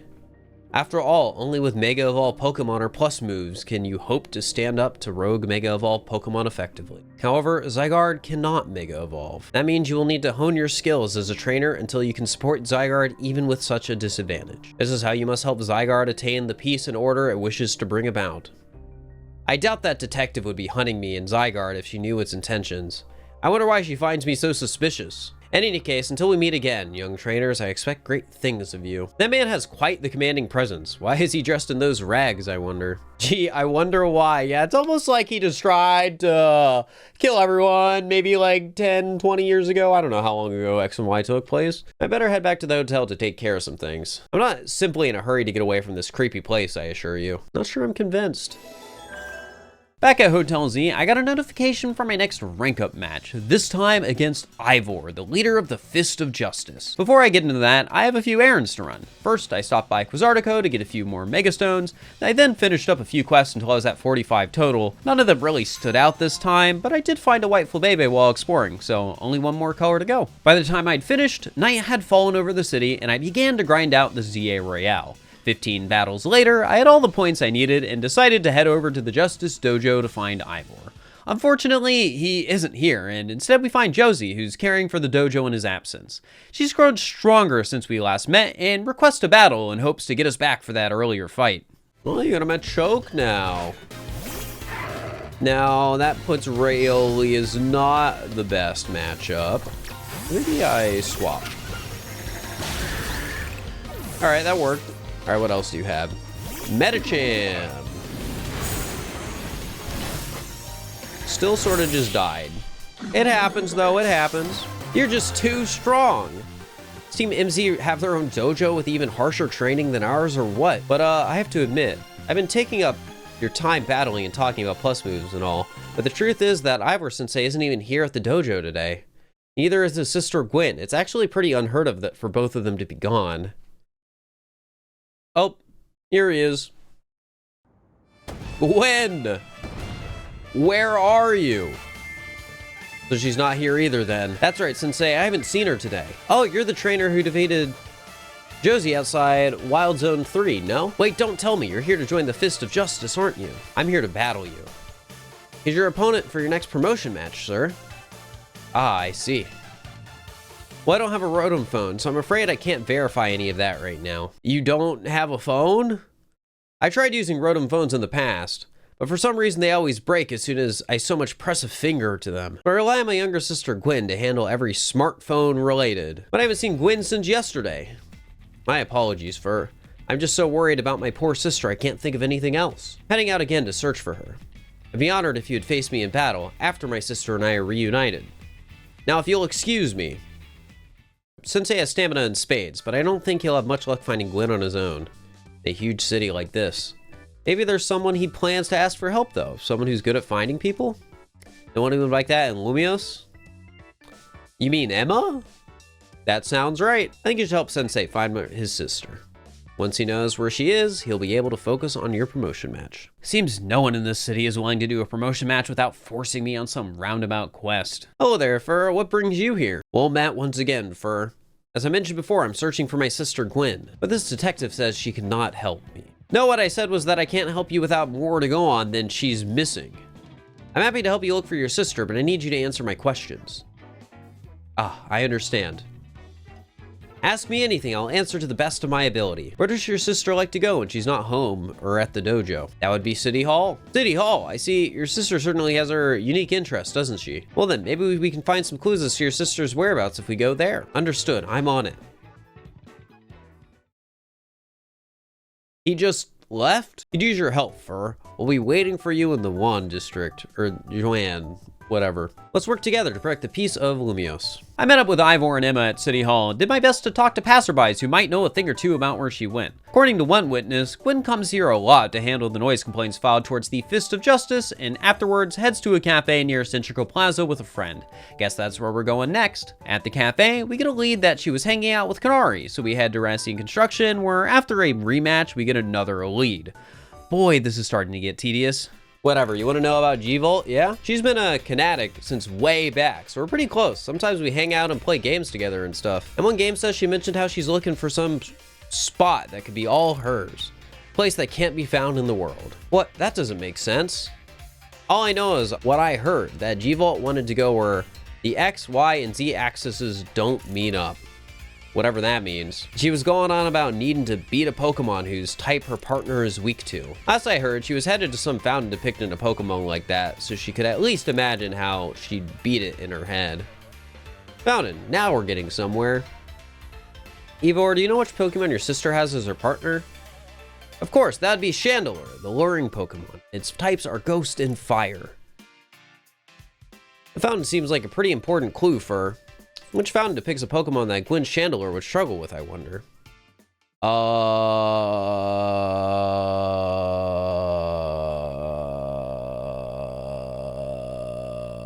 Floette? I don't know, man. I could not mentally process what was going on. Ghost and Fire. Klitzer, sorry. Great, so we should look for a Klutzer, yes? I'm on it. Does anyone stop to think that G-Volt might just want some alone time? No, I think I'm with you. Probably need space if I had to deal with a brother like Ivor. A lot of space. Knowing that dimly, he's probably headed to a wild zone now to look for an actual Klutzer. Emma, Fur, I only see a fountain here. There's no sign of Gwen anywhere, but this must be the right place. There's the Klutzer fountain, just like Kanari told us. We don't have any other leads to go through, though. Process of elimination. This should be the place. But if so, where would Gwen be hiding? This place is just an empty square. See, there's something in a place where the X, Y, and Z axes didn't meet. Of course, the X axis is the horizontal, the Y axis is the vertical, and the Z axis is depth. Which means we're likely starting from the right place. I'm guessing our X axis is correct. Next, we need to adjust our Y axis. Once we do, that we'll be on the right track to finding Gwen. You mean we should go down into the sewers? But there's all this water in the way. What would your approach be? I drink all the water. Drink it, all of it? No, I wouldn't suggest that. So don't you even think about it, Ivor. Well, I've trained my body to accomplish feats such as this. With some effort, I imagine I could. I said, no, you'll make yourself sick doing that. I'd stop the water. Stop the water? That sounds like a tall order. As I've honed in the Fist of Justice can surely help us solve this problem. Aha, I have it. I'll just smash the fountain. No! That will cause the water to shoot upwards. Yes, then the water pooling below will drain away. Yes, a perfect solution. Go, Phalanx. Use. Stop right there. You can't just destroy city property. Now, honestly, I can see why people complain about the Fist of Justice taking things too far. Because Emma hates fun, we solve the puzzle by freezing the waterway with Ice Beam and then head down into the sewers. Given how this game often lacks variety and environments you get to explore, it's nice to have this little underground section to spice things up. Sure, it's nothing crazy, but still nice to have.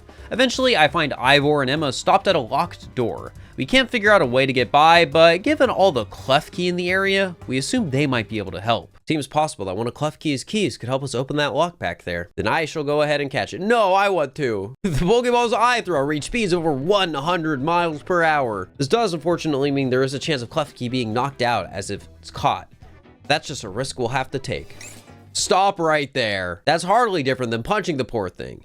We're not in ancient Hisui, you know. This also raises some concerns about how you manage to catch your own Pokemon, Ivor. Anyways, I think we can safely leave this matter to Fur. Here, feel free to use these Ultra Balls. Yippee! Alright, one more. Oh, it has Training Kiss? That's annoying. Oh, we got it. Well, I've witnessed the very essence of a masterful capture.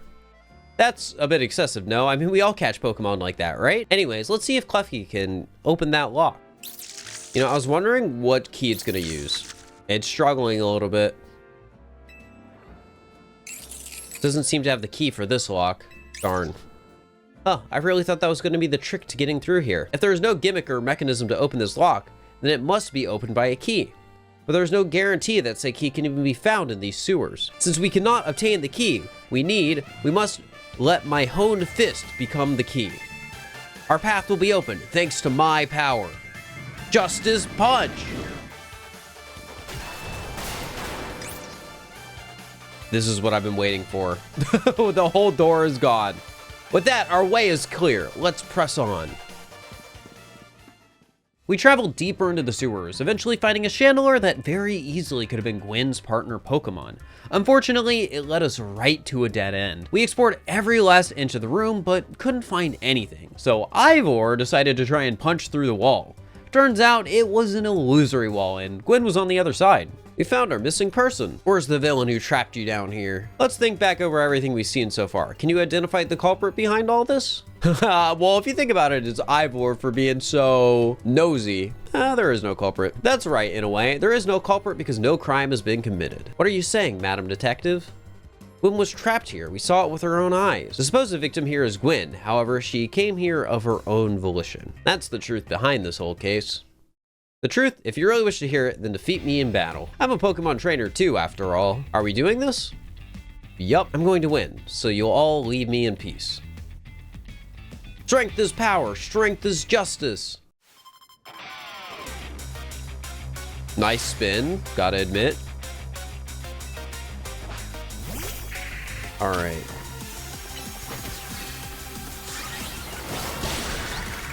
All right, hopefully the rest of this is really easy. That's the goal. I've used 2 Swords Dances, I believe. Chandelure, Mega Evolve, finish them. Yeah, the hat's awesome. The Mega Evolution, also awesome.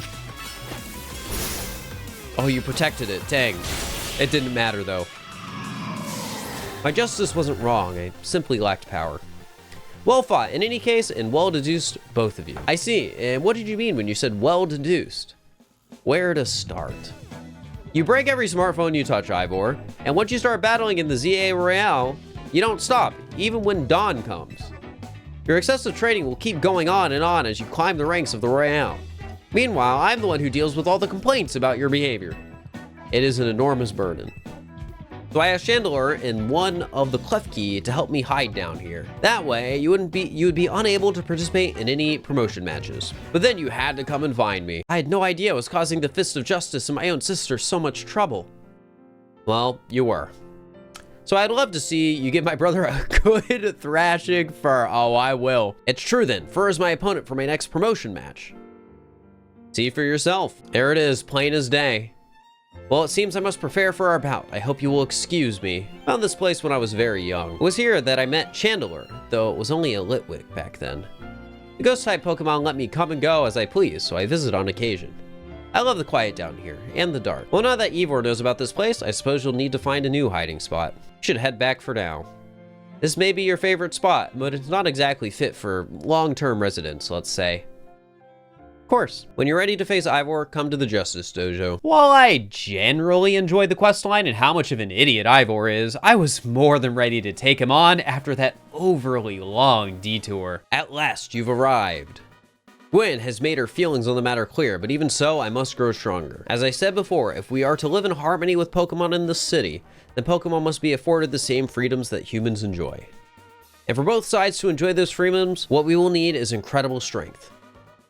Strength cannot solve everything for us, but it will at least allow us to protect what we hold dear. I will prove the truth of my words by rising to the very top of the ZA Royale. Rank A will be mine. Gwen, please lend me your phone. I promise I will do my utmost not to break it. Challenger's ticket verified. You are cleared to start a promotion match. There are places in life you cannot reach without climbing over strong opponents to get there. I'd like to see you try. Strength is power. Strength is justice.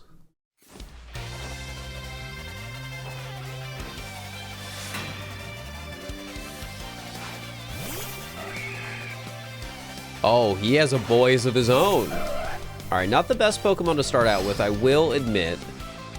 Let's just swap instantly. Oh, I didn't get to get healed before this. This is annoying. All right, well, I wish I was healed. Machamp.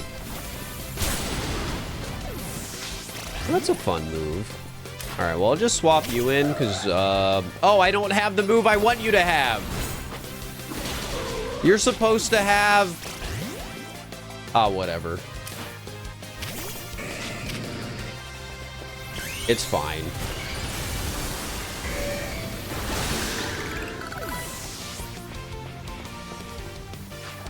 I like how whenever I'm spinning, dumb baby comes over and starts spinning with me. Like, isn't this awesome? Just look at that. Phalanx! Wait, does that mean Phalanx has a Mega? Oh yeah, I think it does, I remember, because I saw the Megas before. I just forget what it looks like.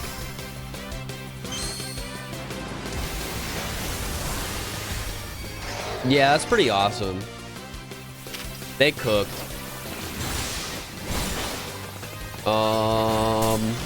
Alright, well, I just need to send you in and Bullet Punch. Yippee! Rank D. The next morning, I met up with Lita and Naveen in the lobby like normal, but Tawny was nowhere to be found. Turns out she borrowed some money from a shady group called the Rust Syndicate, and now the hotel is in debt to the mob.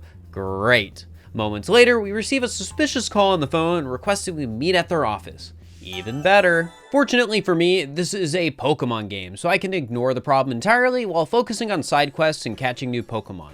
In Wild Zone 14, I got a hold of an Aron, Lyron, Onyx, Helioptile, and Excadrill. Then in Zone 15, I picked up Pumpkaboo, Whirlipede, Scolipede, and Larvitar. On the side quest side of things, I was able to make a decent amount of progress. I got to start with this fun movie director quest. His goal is to get footage of Lumios's wild Pokemon up close and personal, and as a trainer, we can help him. Specifically, he's looking for a Carvana, and as luck would have it, I have one in my boxes. Lights, camera, action. Watch out, it's a Carvana. Help.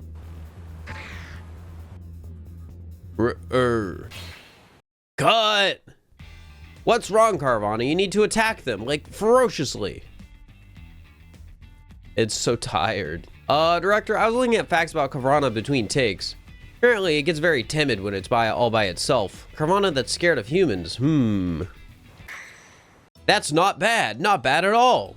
Not what I had in mind, but we might still get some really good footage from all this. You know, I thought he was gonna be like, get a few more. There was also another funny one with this weird guy. That's rough. buddy. Dang it, they got me again. Someone get me out of here, please. So if your Pokemon hit this thing with a powerful move, no need to be gentle. I like how the way this person said it, like it sounded like just some kids playing a prank on him again. Like, dang, oh, they got me again. Phew. Thanks for helping me get out of that sticky situation. You really saved me. Who did that to you? That was the work of these Spinnerack here. Well, the truth is, the three of them are my partners. I call them the Spinnerack Sibbies. Okay, so it was like a group of kids that just played a prank on you. When they get angry, they always wrap me up and leave me high and dry like that. This time, I messed up by destroying a web they just finished making. Big mistake. Three of them strung me up and left me hanging, but I wish they'd shown some mercy. It's not like I did it on purpose. Okay, you've made your point. I'll be more careful, I promise. But you know, it'd be better use for all that silk, nets, and ropes to sell for some quick cash. I'm kidding, that was a joke. Don't string me up again. They're gonna kill him. The rest of the quests were admittedly not all that interesting, but I did finally catch an Orangeful Bebe, which meant I could finish that hairstylist side quest from earlier. For the first time in a very long time, I have 0 active side quests, with my total progress reaching 58 out of 119. We're nearly halfway there. Pretty good. While I was doing all these quests, I also bought a good handful of Megastones, including Sablenite, Chandelerite, Blastoisinite, Charizardite X and Y, Kangaskhanite, and Metachibite. Now that the important stuff is done, time to deal with the mob, or whatever this gang's deal is. We clean the city of dirt and dust. Watch us grunts, watch the ways the rust. Hey, looks like we've got visitors. I like their eyes. What do you want? Got business with the Rust Syndicate? Yeah, we're here to talk. Oh, here to talk, huh? Well, I'm on guard duty here. I'm too busy keeping an eye on things to listen to your problems. Maybe if I crush you in a Pokemon battle, you'll run off and stop bothering us. Alright, what kind of Pokemon do you have? Garbodor? I mean, your logo does look a little poisony. That makes sense. Lucario is a steel type, though. Oh, self-destruct. Well, that was kind of pathetic. Standing out in front of our organization, a place where we need to maintain appearances, I fail to see how you two causing a scene is aiding us in this effort. Oh, I love this guy. Now, who are our guests? Mr. Felipe. Sitting guard isn't just busy work, it's a vital role in our organization. Please do it properly. Now then, my name is Felipe. What brings you to our humble office today? We're here to discuss Tawny. Oh, then you must be Fur. Thank you for coming by so soon after my call. I can see you're taking matters very seriously. What a shame to find out that this is the kind of people you are. Was there truly a need to humiliate our guard so thoroughly and heartlessly? I don't know if I can discuss business with people as rude as yourselves. It would also be rude of me to send you away when you came all the way here. So how about this? I give you a thrashing in battle and we call it even. If you don't mind an embarrassing defeat, speak to me when you're ready. Nah, I'm winning. I'd win. Ooh, I like the little, on the suit. The little, I don't know what it's called. It's not a cuff, because cuff's around there, but you know what I mean. It's awesome. I was looking at the tie and then I saw it. The clip, yeah, the clip, the pin, one of those. All right, let's work up. Watch this. I'm just gonna make you come over here so I don't get hit by those. Caesar. I mean, hey, this guy has cool Pokemon. I'll give him that. Oh, I used the wrong attack. It didn't matter. Skarmory. I love Skarmory. Man, and I'm stuck with this stupid bracelet. Okay, that's an awesome Mega. All right, my turn, my turn. I might die in one hit before I even attack, but maybe I won't. Who knows? All right, I did. It's okay. I got this Pokemon. Oh, that did a lot of damage. Are you electric type now, or are you just gold? No, you're just gold. That move does so much damage.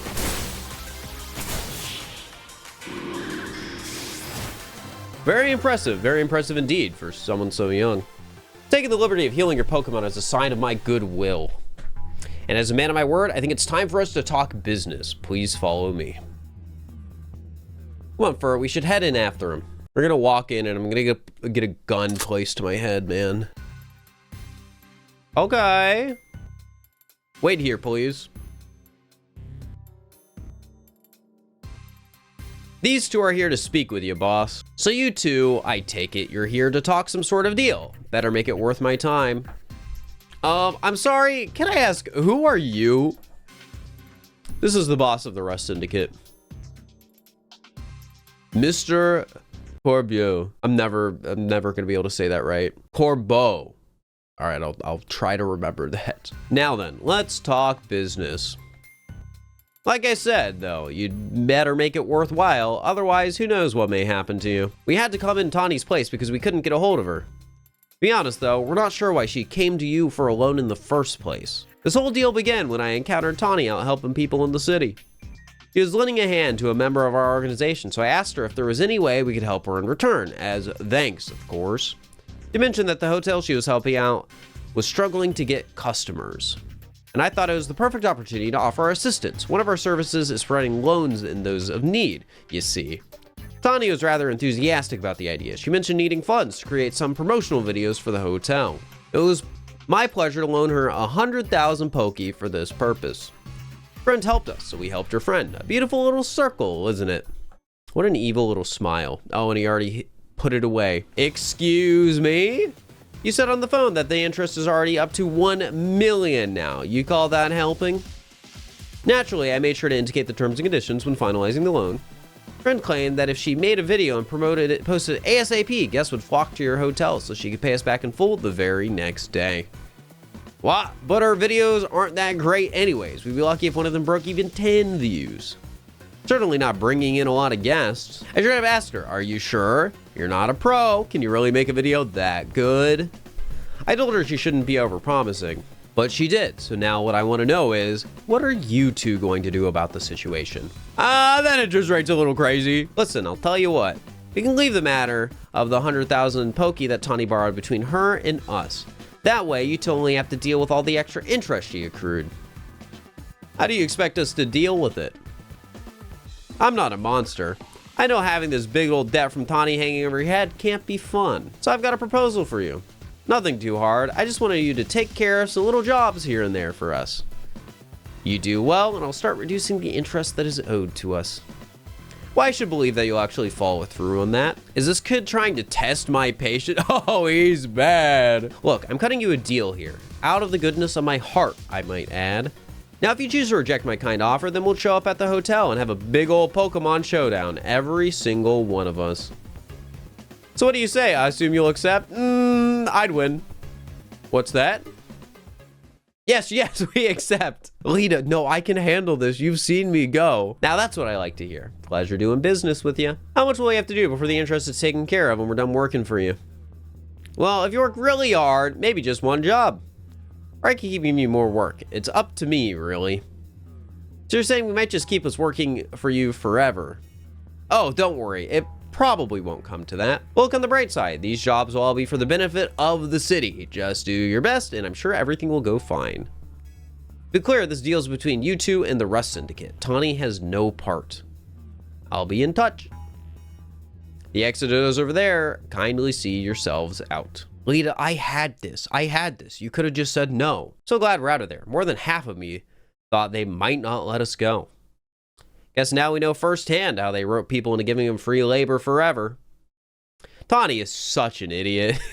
You're so right for that. After the meeting, I picked up a couple Canary plushes because priorities, and then made my way back to the hotel to meet up with Naveen and Lita. We started another strategy meeting to figure out what to do with this debt when Tawny finally shows back up. And oh boy, she has more rogue mega evolutions we're going to need to deal with on top of these Rust Syndicate jobs. Great. This time it's Mawile, Barbaracle, and Ampharos. Oh, and don't forget the side quests, because that's even more work to do. On the right side, some of these were actually pretty funny. You're a trainer, aren't you? I've got a request for you, if you don't mind. Very strange things have been happening in my apartment block, you see? There are things you might even call paranormal activity if you believe in all that. There's, ma'am, there's ghost-type Pokemon. Of course I believe. Like, yeah, ghost Pokemon can cause problems, but they clearly are a thing that exists. This isn't a matter of opinion. Funnily enough, the issue was a Dedenne, so Auntie here may just be onto something. Gumi, hello. What is your quest? Goom. Hey kid, mind if I ask you a few questions? Is that your Pokemon there? It sure isn't, ma'am. Look, I've got a bench covered in goo, a Gumi on that bench, and then you standing right by it. I need to figure out what happened here and how to keep it from happening again, and I don't see anyone else to ask. Do you know who this Gumi belongs to if it's not yours? No comment. And what brings you by this particular bench tonight if this isn't your Gumi? No comment. I know what I'm doing here. Are you from around here? Maybe you can point me to someone else who might know this Gumi. No comment. You're sure this Gumi isn't your Pokemon? I do not know this Gumi. You know it's not a big deal if it is your Gumi, right? I just need to get to the bottom of this. I can't help but notice this Gumi is real friendly with you considering it's not yours. Okay, how about this? If this really isn't your Gumi, you won't mind showing me the Pokemon you're actually here with, will ya? Be clear, I'm challenging you to a battle, kid. Let's see your team up close. What the heck? I'm just... This is insane. I know my rights. She cannot do that. I'm gonna get charged with resisting arrest for this, aren't I? Certainly put up a good fight, I'll give you that. Gumi, I told you not to wander off. You got that bench all sticky too. She's embarrassed. There, all cleaned up. Come on, Gumi, let's head home. That wasn't your Gumi after all, then. I'm sorry, kid. There are so many wild Pokemon around Lumios these days. I'm feeling the pressure to head off the trouble when I see it. Let me share a chip with you to make you all up for all the trouble. To evolve Gumi into its final evolution, you'll need to make use of rain. With that, I'll take my leave. Thanks for bearing with me today, kid. This is actually good to know. Rain doesn't come around often, and I caught my own Gumi a bit earlier. Yes, Gumi! Definitely want to keep an eye out so I don't get stuck later when completing the Pokedex. After finishing up the side quest, I took a quick detour to buy a couple more Mega Stones, then made my way into the Mega Mawile fight. This one played out like most rogue Mega battles with my good old-fashioned Swords Dance spam. But there was this annoying attack where Mawile could jump out of the arena and spam projectiles. Dodging it wasn't that bad, just a little confusing the first time I saw it. Overall, easy fight. As I was making my way over to the next Rogue Mega, it started raining, so I quickly evolved Gumi to Goodra before facing Barbaracle. Another easy one, but I can't help but find him funny. Like, this Mega is just a stanced-up man that teleports to you mid-fight with a barrage of punches. Oh, what are you doing now? Oh, wait, what am I? You teleported to me. Wait, no, come back, come back, come back. Oh, wait, never mind, it's fine. I was so confused. I thought that was a cutscene. I didn't realize it was beating me up. Like, something about the way it runs with the intent to kill is just so amusing. Yeah, it was easy, but I enjoyed it. Dog. Hey, dog. If Mega Power continues to overflow and saturate this city, do you not fear that every Pokemon in Lumios may succumb to Rogue Mega Evolution? That's what we're trying to stop. I would expect nothing less from one of those whom Zygarde sees potential in. This disaster of Mega Power spilling forth over Lumios, I have reason to believe it began as much the same time as the renovation work on Prism Tower. This suggests that Quasartico Inc. has some connection to what is happening. Perhaps Zygarde wishes me to investigate that connection. I believe Zygarde is wielding me as an instrument for the betterment of Lumios. It intrigues me, and it bothers me none. After all, my wish has always been to make a more beautiful city, a more beautiful world. Curious.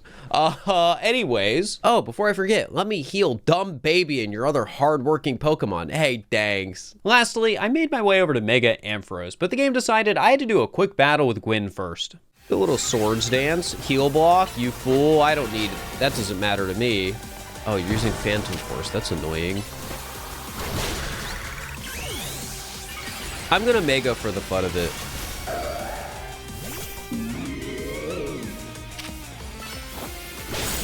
Yippee! That was so much damage. Yippee! That was so much damage. Mega Evolution is a treat. Yeah, it's a deserved treat, though, because, I don't know, like, she's gonna Mega Evolve, too. And her Mega's very cool. It died. Okay, The Mega Ampharos fight wasn't any more climactic. It did take longer, but none of the moves were all that interesting. Mostly just a lot of electric AoE attacks that I needed to dodge. So yeah, this time easy and boring. We've all survived another round of calming rogue Pokemon, I take it? But where's Tawny? She didn't come back with you? She's out helping people. Really now? She got time to help everyone else, but not the friends who have to clean up her mess? Oh, well, good timing. Hello. I figured you might have all arrived back at the hotel after this long. I suppose I can drop the act. Look, we're always watching you. You're smart enough to know what that means, right? So how about it? Ready for your first job? Got a small batch of troublemakers holed up in one of the old buildings in the Blue District. I needed to teach them a lesson. If the Rust Syndicate takes direct action, it could draw a bit too much attention. That's why I'd like Team MZ to handle this for us. Just think of it as doing the city a service. Anyway, don't let me keep ya. Good luck. So the Rust Syndicate is putting us to work after all. Yes, finally. Do we need to teach a lesson to some troublemakers in the Blue District? I don't like the sound of that. I'd suggest we leave dealing with any troublemakers to Fur. If Ian and I can think of other ways to get some cash flowing to fix all this, maybe Emma could use some part-time help? If only I had more sewing commissions. Don't worry, we'll get you that big deal with Canary. All right, so that's where the Syndicate is. But I may have noticed there's a few side quests. That's 4 more side quests to add to the tracker. I'll be honest, I didn't really care for many of these, but I do have a new most hated side quest, the Sky Battle with Volley. If you played this game, you probably already know why I hate it. Basically, you can only use flying Pokemon in this battle, and I don't have any that are particularly high leveled. So to even stand a chance, I had to level up a ton of Pokemon that were not going to be used again. It felt like an insane waste of resources, and I was still under leveled. Fortunately, it only took me a few tries to win, but gosh, I hope this idea is a one-off. Of course, it's side mission 69. Once again caught up on chores, I decided to spend my shards on some more Mega Stones and then see what the Rust Syndicate wanted. Turns out this guy is having some problems with unwanted troublemakers living in his new rental, so we gotta show him who's boss. It's just a few ghost-type Pokemon. As a matter of fact, there wasn't anything shady about what Corbeau needed us to help with, which felt a little strange. I mean, this is kind of just another side quest where we help a resident of Lumiose. Our next job had the same vibes. All I had to do was clean up Mega Crystals in the sewers so that the Pokemon living there wouldn't be in such crowded conditions. They don't even seem that evil besides the fact they're loan sharks. Like, what's their deal? Thanks for taking care of the pesky mess down there. Say, it's true you're going around calming rogue Mega Evolved Pokemon. It's true, I'll admit, I'll brag a little bit. I know a guy showed up after you calmed one of those rogue Pokemon recently. Who was he? He's just called L. You don't even know his real name, huh? Well, that gentleman's name is Lysander. Oh, really? I heard he just tried to destroy the world a few years back. He is, or was, a very wealthy and generous businessman. Oh, only positive things to say. Well, all right. Well, now I'm starting to question your motives. He helped me out when I was a kid, providing me with support since I had no family to rely on. I don't know why he did what he did 5 years ago. I don't know why he just tried to destroy the world. I don't know why he did that. And I don't know what he's doing now. But if he's alive, that means I can repay him for everything he's done for me. Anyways, I have another job for you. We got a little problem with some outsiders causing trouble on our turf. It might get nasty. So I still think it's really funny where it's like, man, I gotta repay this guy, but just so it's clear, I don't know why he did what he did 5 years ago. I don't know. I don't get it. I wasn't a part of that. I'm only a loan shark. I wouldn't do that. The troublemakers in question were rich adults bullying children? Okay, I'm starting to see why Corbeau isn't exactly evil. He just has very questionable means for getting help. Anyways, I beat both the adults in battle and then scared them off with the help of our friendly neighborhood loan shark. I don't think myself as a hero, you know. Someone has to take action, that's all. Anyways, you really are strong, aren't you? And yet you don't boast or show off. Why nobody even knows that you're the one calming rogue Pokemon? You're an interesting one. Please, I must ask you to desist. This is ridiculous. What's happening now? You're coming with me to find out. As I've said many times already, there's absolutely no cause for you to be concerned. You say that, but who knows what you're doing behind the scenes? The number of wild zones keeps increasing. Isn't that the true goal of your redevelopment plan? Honestly, whoever's over there in the tracksuit, sunglasses, and hat knew how to show up for the protest. Here to explain all the ruckus? You've heard the rumors of Quasartico's behind all the wild Pokemon coming to the city, right? We want to hear the truth from the CEO. Those rumors are ridiculous. I came here because I heard these people might try to start something with Quasartico, and good thing I did. The crowd won't listen to reason. Tawny, I'm sorry, but she's evil. And who are you two? We're trying to keep our city safe. If you're going to get in our way, you have to face my Pokemon. Tawny, get the president away from this mess. Got it. Well, isn't this an interesting turn of events? I'm not sure how I ended up protecting a scoundrel who won't even repay a debt. You're kinder than you act. You're a good person. I don't know if I like either of these answers because this guy's still like a little evil. Give me a break. Nice people don't end up in my line of work. Okay, at least he's being a little honest. Still, I can't just abandon folks who are in trouble. That's below even me. Come on now, I'll lend a hand. That makes 2 against 1. I never said I'd play nice. Challenged by the representative of the Lumiose safety group. I don't know how I feel about battling this guy. This is the worst thing I feel like we've done all day. This guy's just a concerned citizen about whatever sketchy thing the CEO of that company is doing. I think he has right to be concerned. Oh, well, he's laughing. Oh, wait, never mind. Now he's sad. But we'll uncover the evil deeds of Quasartico someday. You haven't seen The Last of Us. That's what every defeated villain says. I guess originality wasn't their strong suit. No, I'm kind of with them. I think Quasartico's doing something sketchy. My Scolipede is pretty strong, though, eh? Fishing for compliments because he knows I could beat him in a battle. Glad you came when you did. I was at a loss for how to handle that many people. Couldn't have you getting injured. Otherwise, we'd have to wait even longer to get our money. Not that we mind you racking up more interest. Besides, Threat Syndicate deals in favors, not violence. So, you there, Quasartico President Lady. What that rabble was going on about. How the wild Pokemon are coming here because of Quasartico. Any truth to that? First, allow me to offer my thanks for your help. And what is true is that we at Quasartico Inc. aim to make Lumiose City into a place where people and Pokemon will coexist in harmony. What a PR response. However, we also know it is unreasonable to simply dream we can live alongside wild Pokemon with no protections needed. Our holotech encloses the wild Pokemon to keep Lumiose's people safe, though I also hope to someday remove all such walls between us. Yeah, I really hope all that's true. It would be a shame for something to happen to this city. I do love this place in spite of everything I've been through here. Well, thanks for putting in a bit of overtime, kid. I'll be in touch.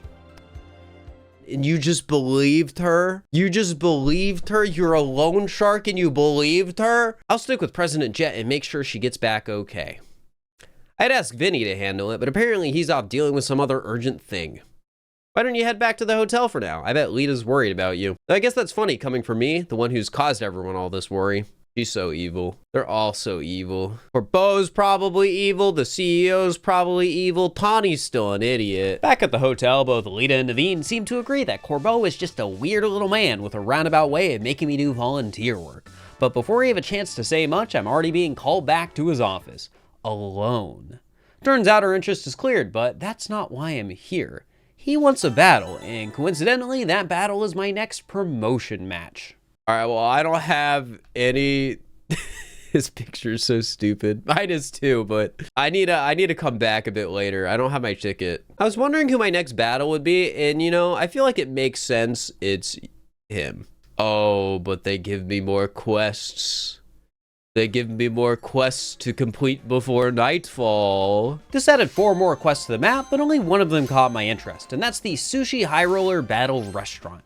What makes this Gauntlet or Trainer special is that they send all their Pokemon out at once, just like a wild encounter. Heck, the Pokemon will even try to kill you like it's a wild battle. I'll be honest, these fights felt annoying and unfair, but I also didn't have many Pokemon with AoE attacks like Surf, which would have helped a lot. All in all, I was able to finish the quest after about 25 minutes of attempts. Not the most fun, but I still liked it more than Sky Battles. Afterwards, I waited until night and took to the ZA Royale for my ticket. 21 battles later, I had what I needed for my fight with Corbo. Hey, I'm back with my ticket. Suppose I really ought to thank Tawny for you introducing me to an amusing trainer like you. Now then, let's get this started. Looking forward to it. You're acquainted with Lysander too, yeah? That's proof enough to me that you're no pushover. I want to experience every drop of skill as a Pokemon trainer. I barely even know that guy. Oh, come on, let's not argue semantics. People, Pokemon, we all get covered in the grime of the world as we go through life. The city needs people willing to get their hands dirty cleaning up all that mess. As a kid, I had no home, nowhere to go until Lumiose gave me a place where I could belong. I aim to protect this city in any way I can. And for that, I need more influence. I need to reach rank A. For now, I'm just gonna enjoy my battle with you to the fullest. Whoa, the battle music. Whoa. Your throw, you gotta work on that, my guy. I feel like that was a bit embarrassing to watch. Man, you have a Gyarados? That's crazy. I'm gonna swap out with my Goodra, which knows Thunderbolt. Why'd I use Surf? Please kill, please kill, please kill. Darn.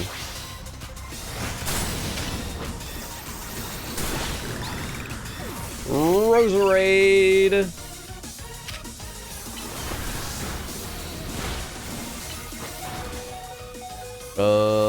You know, you can just faint my guy. Oh, never mind, you're not doing that. Now I can send out boys. You're not ready for this.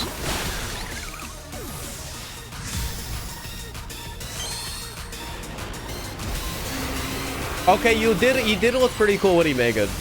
His Pokeball onto the court wasn't great. Okay, this is a cool Mega. You know, if you don't kill me in one shot, maybe this isn't a bad matchup for me. Oh, you know, Earthquake. You know, I thought I was gonna have to do a bit more work on my own there, but boys just brought it home. Rixie. Don't know if Lysander sees your talent, but I do. I see what you can bring to this city. Here's a TM as a sign of my respect. For the move Gunk Shot, you should have all your Pokemon learn it. I don't know if they can all learn it, but I appreciate it. Thanks again, it was a good battle. Though I don't think I'm quite done with you yet. I'll see you at Hotel Z. Oh, I'm already back here, okay. Is Corbeau just gonna be sitting in a corner with the croissant curry too? I bet the Rust Syndicate will keep off our backs now that you defeated Corbeau. Look pathetic if they kept trying to boss us around after a loss like that. At least once we pay this off, we should be free from the Rust Syndicate for good. I don't want to have anything else to do with them. I'm so sorry, everyone. I promise I'll pay you all back as soon as I can. We all help each other in this team. You at least managed to take care of whatever was pulling you away this whole time, Tawny? Trying to keep the president of Quizartico safe. Funny thing is, Corbeau showed up to help. Wait, do you think the Rust Syndicate is going to add on more to my debt for that? Hello? Anyone here? Oh, I recognize this man. Oh my gosh, a guest? What are you doing here? Oh no, are you gonna have the whole Rust Syndicate battling Pokemon here like you said? Now, what's got you all on edge? Think about it. What do most people come to hotels for? To book a room, correct? Or what, is Hotel Z too fancy for the likes of me? I'd be happy to get you checked in, sir. Follow me, please. You really are a huge, old man. He's so tiny next to AZ. You know, word on the street is you're 3,000 years old. You didn't put your name down here. Of course, give me your best room, please. Occupation, I'll just put down handyman. This man is so smug. I'll fill it out. Bet you didn't expect me to have such neat handwriting. Find the elevator right over here, sir. Time for me to retire. A pleasant evening to you all. What's going on? What was that about? I couldn't possibly guess. Well, he's our guest for now, so we better make sure he has a good stay. Yippee, we're rank C. Now that was a surprisingly good night's sleep. Who's in charge of your housekeeping? That'd be me, sir. Very nice work, kid. The room was spotless. I could tell care went into every detail, every corner. You even prepared a special breakfast for Scolipede and the crew. Here's what I owe you for my stay. And here's a tip for you, kid. It's gonna be the exact money Tawny owes. Sir, this is a little too generous. Don't worry about it. Everyone knows I'm a good tipper. Ah, if it isn't Tawny. About that loan, we'd really appreciate it if you could repay it soon. Now, if possible. Oh, right, I just so happen to have the full about here. Our business here is done. Time to head back. Been a pleasure. Let's keep doing what we can for Lumios, yeah? Why are the Rust Syndicate people like this? Lita, you continue to be the realest one out here. With that whole ordeal concluded, AZ decided it was finally time to entrust Lita and Naveen with Megastones for their partner Pokemon. It's about time. These kids have been taking on Rogue Mega Evolution and don't even have Mega Bracelets. That isn't even fair. In everyone's excitement, a plan was made for me to once again battle them both. Neither of these fights were all that hard, especially because Lita has yet to get a Pokemon that can Mega Evolve using that new bracelet. Naveen's Mega Scrafty was pretty cool though. Afterwards, we all headed over to Nouveau Cafe to refresh, but were interrupted by Laban, a member of the Society of Battle Connoisseurs. She let us know that Lady Jacinth, their leader, really wanted both Tawny and I to attend the group's next gathering. This marked the start of Main Mission 26, an invitation from the SBC. Before heading over, it was important to dress appropriately for high society. I got this fancy jacket from Boutique Couture, while Tawny decided to sport her usual coat. While it doesn't scream high society, it belonged to her mom before she passed, and that's more than enough reason for it to be the correct choice. I was ready to fast travel to the hotel, but as always, was reminded by a plethora of exclamation marks on the map that I had chores to do. The further I get into this challenge, the more draining this is starting to become, but alas, here we go.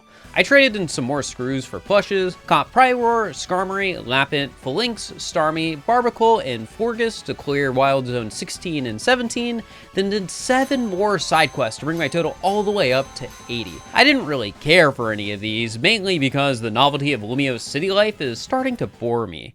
I think it's good there's a lot of side quests, but maybe only 1 in 10 of them are actually anything memorable. Anyways, let's head to the SBC. Well, this looks nice. No wonder Richisame is known around the world. Welcome to Lumiose's fanciest hotel. Greetings, I have been expecting you. Were you waiting all this time just for us?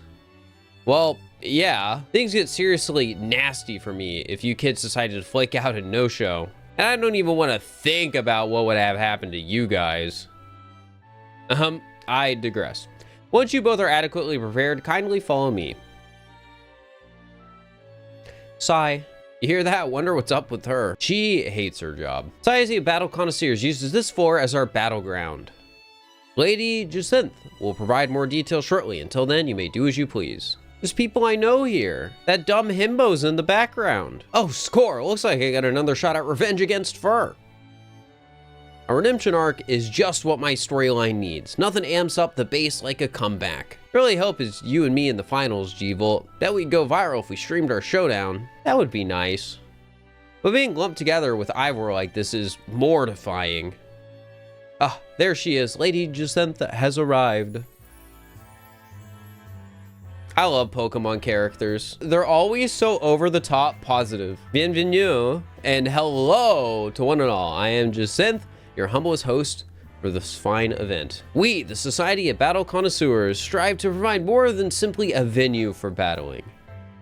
We aim to help trainers and Pokemon better understand, appreciate, and inspire growth in one another all through battles. Just the other day, we were joined by Galar's former champion, Leon, who delivered a very fine lecture at our invitation. And today, I have invited a group of exceptional trainers who have recently piqued my interest. These gifted few have garnered attention in the ZA Royale, held each night on Lumiose's streets.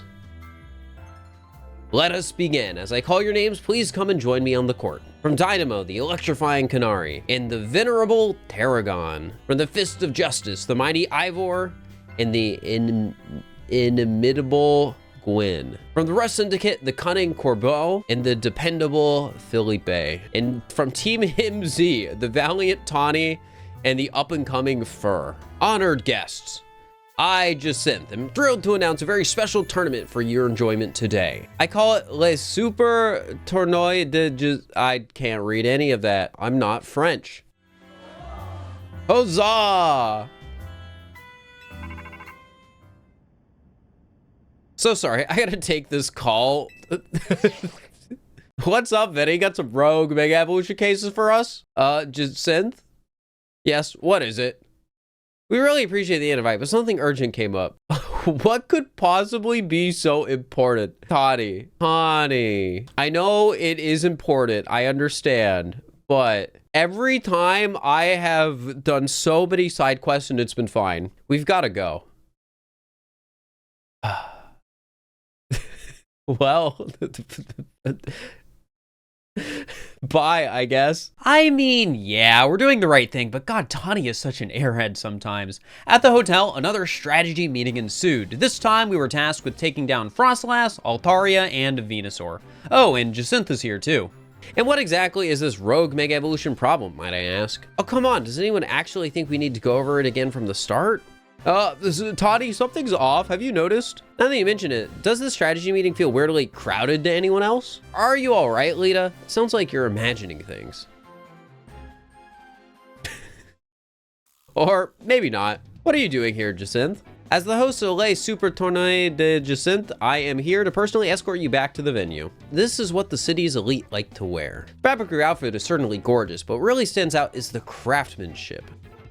Hey, don't get too friendly. She's not a part of Team MZ. Tani, it's fine. Naveen has his interest. Let him enjoy it a little bit. Even if this lady is very weird. What does that matter? We're all friends, surely. We surely are not. Okay, but Tani is right here. In any case, when might I expect you to join us for the tournament? I told LeBron, just mark us as disqualified. We have Pokemon to save. I'm afraid that is not possible. You see, the tournament I planned was perfect in every way. Anything less would be unacceptable. And the two of you are indispensable in making my perfect dream into a perfect reality. Is it perfect if all your guests are standing around waiting for you? I left that in the capable hands of my dear right-hand woman, LeBron. Ah, that's why she didn't want to do this damage control. As we speak, the guests are enjoying a lavish banquet of exquisite dishes and spectacular performances by renowned artists. I think that's enough from Jacinth. Lita, can we get back to Rogue Mega Evolution? Allures, Team MZ, I must say that you seem to be up to something quite intriguing.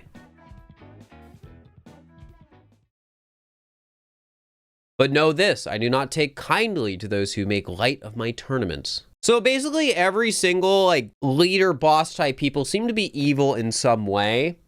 And I'm really struggling to figure out who is the most evil. 5 more side quests popped up along with the megas, and while most of them were whatever, there is one that stands out. It has us helping this boy who was quite worried about his sister who wandered off after a Litwick. These Pokemon are known for stealing your life force after all. We chase the Pokemon into the sewers, find the girl, and this scene plays out.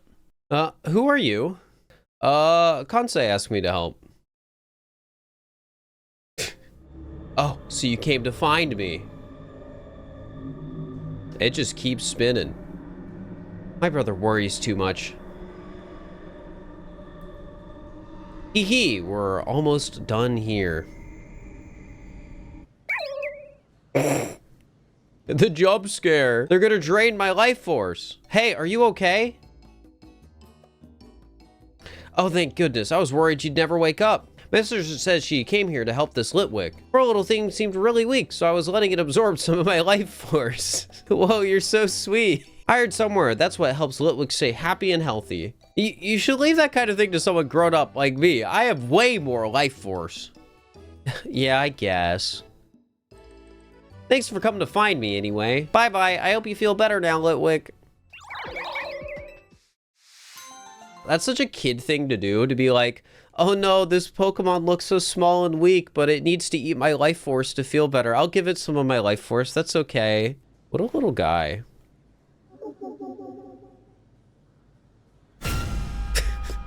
The sound effect was funny. I think the premise of putting like a jump scare, but the jump scare is the cute candle ghost Pokemon, I don't know. That was awesome. Anyways, that's 85 side quests done, and I was ready to tackle the next set of megas. These fights are all pretty bog standard, and I did have fun with them, but there really isn't anything new to talk about. Well, unless you count Jacinth harassing us about her tournament after every single fight. That part is new. With all 3 rogues quelled, I took a quick detour to get my rank up ticket and then made my way back to the hotel. Why is the hotel surrounded by a battle zone? That is funny. I don't remember battle zones being purple.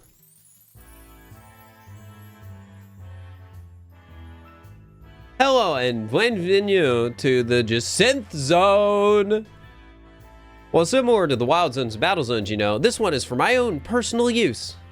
Please feel free to admire the color of my holotech avatar expertly matches the zone. This can't be real. No matter how long I wait, no matter how many times I ask politely, two of you still refuse to do what is right. Participate in my wonderful tournament. Thus, to ensure my invitation is accepted, no matter the cost, I have taken matters into my own hands. Forgive me for resorting to such drastic measures and for not being there in person to greet you. I couldn't care less that you're in here in the hologram form. Just take down the weird zone already. So I was not going to get any guests like this. Isn't Corbeau from the Rust Syndicate the only guest we've had recently? Pretty much, yeah. Whose side are you two on? This is not a weird zone. It's the Jacinth zone. And naturally, I will deactivate it in due time. But in order for that to happen, you must fight. For that is what I wish. And I will brook no refusal. Well now, my dearest Laban, I shall leave the rest to you. Adieu. I fail to see the point of these battles, but our leader commands it. Now then, please meet your opponent. Both the SBC grunts were kind of pushovers, but once that was done, we get to do a real battle. Let's go. Looks like I finally get to cut loose in a real battle for lunch. Bring it on. Oh, geez, I got a feeling the bot is as much bad news as Jacinth. Shut it, punk. I'll deal with you next. Get ready for a taste of who I used to be before Jacinth came along. She does hate her job. She hates it. She just wants to Pokemon battle and be like a freak. And she deserves that. I'm gonna swap. Oh, dang, it hit me. That sucks. All right, if they're all Dragon-type Pokemon, this might not be that bad. Please don't kill me in one hit. What am I saying? I am 13 levels higher. Oh, wait. That did less damage than I thought it would. Oops. Guys, this is bad news.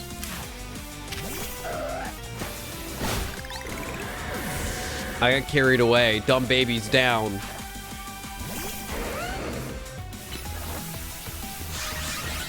Oh no, we both use Sword Stance. This isn't good.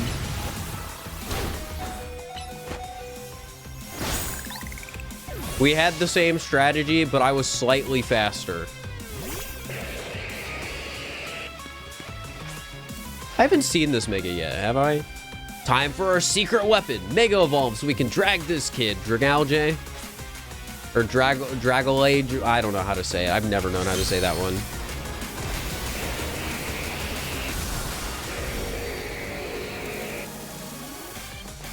It's got like two faces. It looks so weird. All right, well, that's a shame. I'm gonna send out my steel type Pokemon that knows Dragon Pulse. Yippee! It is just Dragalge. Okay. It's not over yet. I'll keep fighting until you give up and join the tournament. Hold on a sec. I need to heal up my team. You hold on a sec. We were already planning on battling in the tournament. You serious? Yeesh, maybe start with that next time. You're the ones who trapped us in this weird zone and wouldn't listen to a thing we said. It's a Jacinth zone. All right, maybe she does like her job. Oh well, I had a fun battle for the first time in a while and just then getting what she wanted. So I guess I've got no complaints. Well, almost no complaints. To tell you the truth, I wish I got to fight like this more. Were you pretending up until now? I used to be a fighter back in the day, the kind that only seeks out the strongest opponents. Yeah, I like settling fights with my Pokemon and my fists. Don't like it? Then don't mess with me. Anyways, 2 years ago, I got totally annihilated in battle by Jacinth, and I'm still paying for it. Now I've got to talk fancy and wear this crazy getup all because I promised her I would. Okay, no, she does hate her job. All right. So I'll warn you again. Watch out for Jacinth. If you lose her, you might end up like me. Well, heck. Approach the match scheduling alert. This is approach match announcement for Fur. Your next opponent has been decided. I wonder who it'll be. Whoa! Ha, talk about perfect timing. You really can't escape Jacinth as she's your opponent in your next promotion match. Well, I guess that settles that. It's tournament time.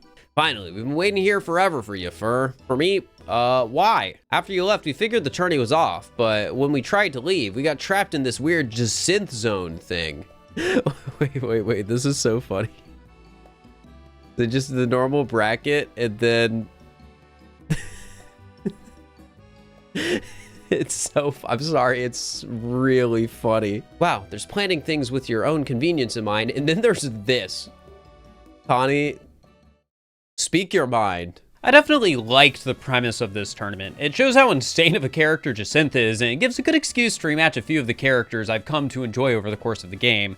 That being said, some of my Pokemon are starting to get pretty over-leveled thanks to all the side quests. So when I fought Kanari for my first match, Real Louie was 16 levels higher than Erase Electros. So yeah, this fight wasn't hard, neither was Ivor's or Corbeau. Cut every moment of your battle for my VIP courtside seat.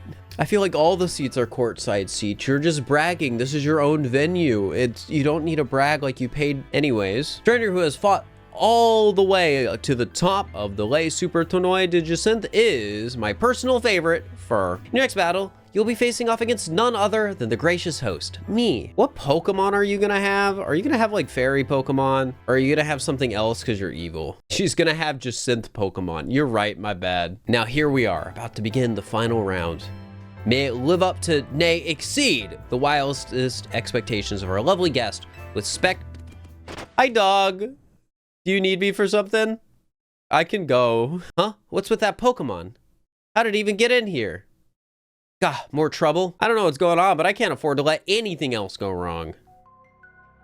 Oh, hi. Here's Zygarde's wish. It can't be. He's alive? The leader of Team Flare who vanished after his failed attempt to create the world he dreamed of. Lysander. Wait, the guy who used that ultimate weapon 5 years ago? Dang, that's a shocking turn of events. Oh, well, now everyone knows he tried to kill everyone. I don't care. I want to go home. Gwen, you're so real. Huh, what? No way. That's Lysander. That's Lysander over there, isn't it? Can it, Felipe? Don't make a scene in front of Lysander. You're embarrassing me. Zygarde showed itself in order to face you in battle, Fur. It wishes that you two face each other in earnest and forge a true, strong bond in doing so. Type of bond that I mean is a connection that can never be severed. Without such a mighty bond, you cannot hope to save Lumiose from crisis. I don't know whether to throw this guy out or get ready to hold Lady Jacinth back. How marvelous! I admire the fierce determination that drove you to interrupt our battle to demand your own, my dear. Aurors, I myself desire nothing more than to battle against Fur. So believe me when I say I can sympathize with this dear Pokemon 1000%. You are a Lysander, yes? Naturally, I recognize your visage. You were quite the celebrity in Kalos, after all. Doesn't matter who I was, I remember none of it. I am here only to say that I wish for Zygarde and Fur to battle. Yes, of course, by all means. Yvonne, would you handle this? Let's go! The dog's been added to the bracket! For your next opponent will be this mysterious Pokemon, Zygarde. Whoa, it's the little guys. I love the little guys. Zygarde's body is comprised of entities known as Zygarde cells. The more Zygarde cells that gather, the stronger Zygarde's capabilities, or so I have heard.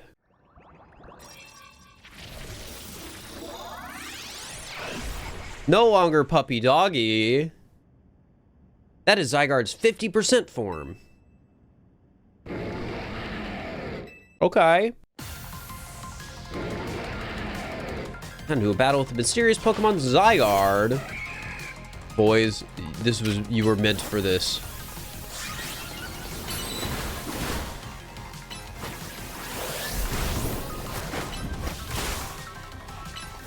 Can I throw Pokeballs? No. Guys, I think Boys has got this. Look at how much, look, he's tearing through Zygarde. Just like that. Unstoppable. Zah.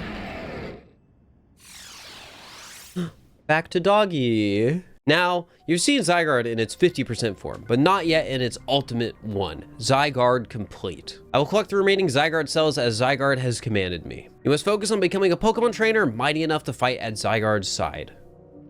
Denizens of Lumiose, please listen.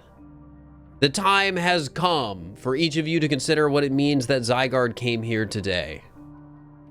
I pray that all of you find the right answer. Mysterious. To emerge victorious from a battle against a surprise challenger, you truly are exceptional.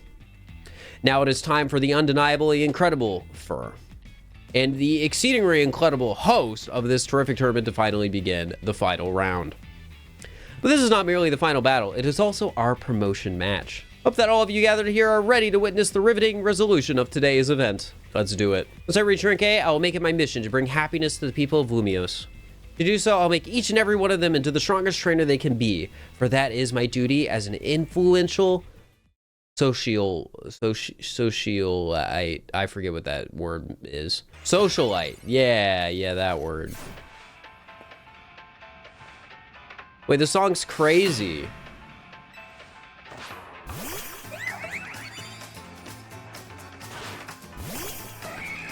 It's pronounced like a mega stone. Is that why they keep saying it?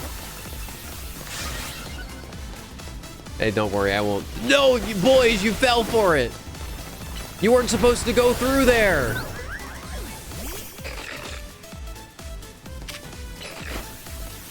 What is your mega gonna be, I wonder? Oh, that sucks. It didn't kill. Oh, well. Oh, I sent out the wrong Pokemon. This sucks. I meant to send out Lucario Bullet Punch. Aurorus. Let's swap. Blizzard. Oh, it's dead. Gardevoir.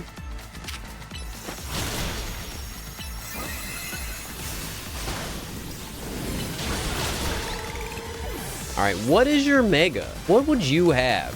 Clefable. Oh, that makes sense.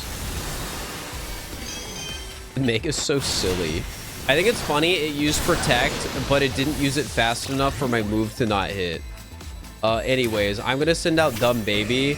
I'm gonna Swords Dance, Mega Evolve, Ice Fang, and hope for the best. And the fight's over. With mission 30 complete and rank B acquired, it seems we're finally nearing the end game.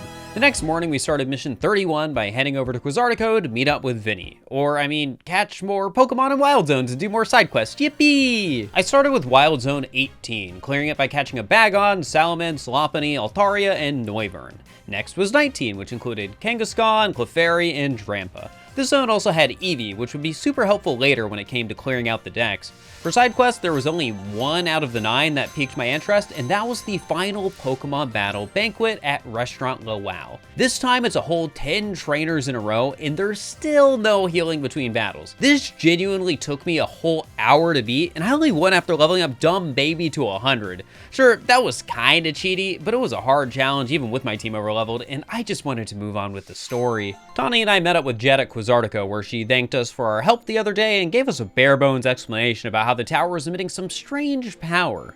Seems even at rank B, they're still hiding the full story from us. Regardless, Vinny lets us know there's more Pokemon at risk of rogue mega evolving and sends us the details. This time, we've got a Dragonite, Tyranitar, and Starmie. I made my way towards Dragonite first for the sole reason of I like the new Mega.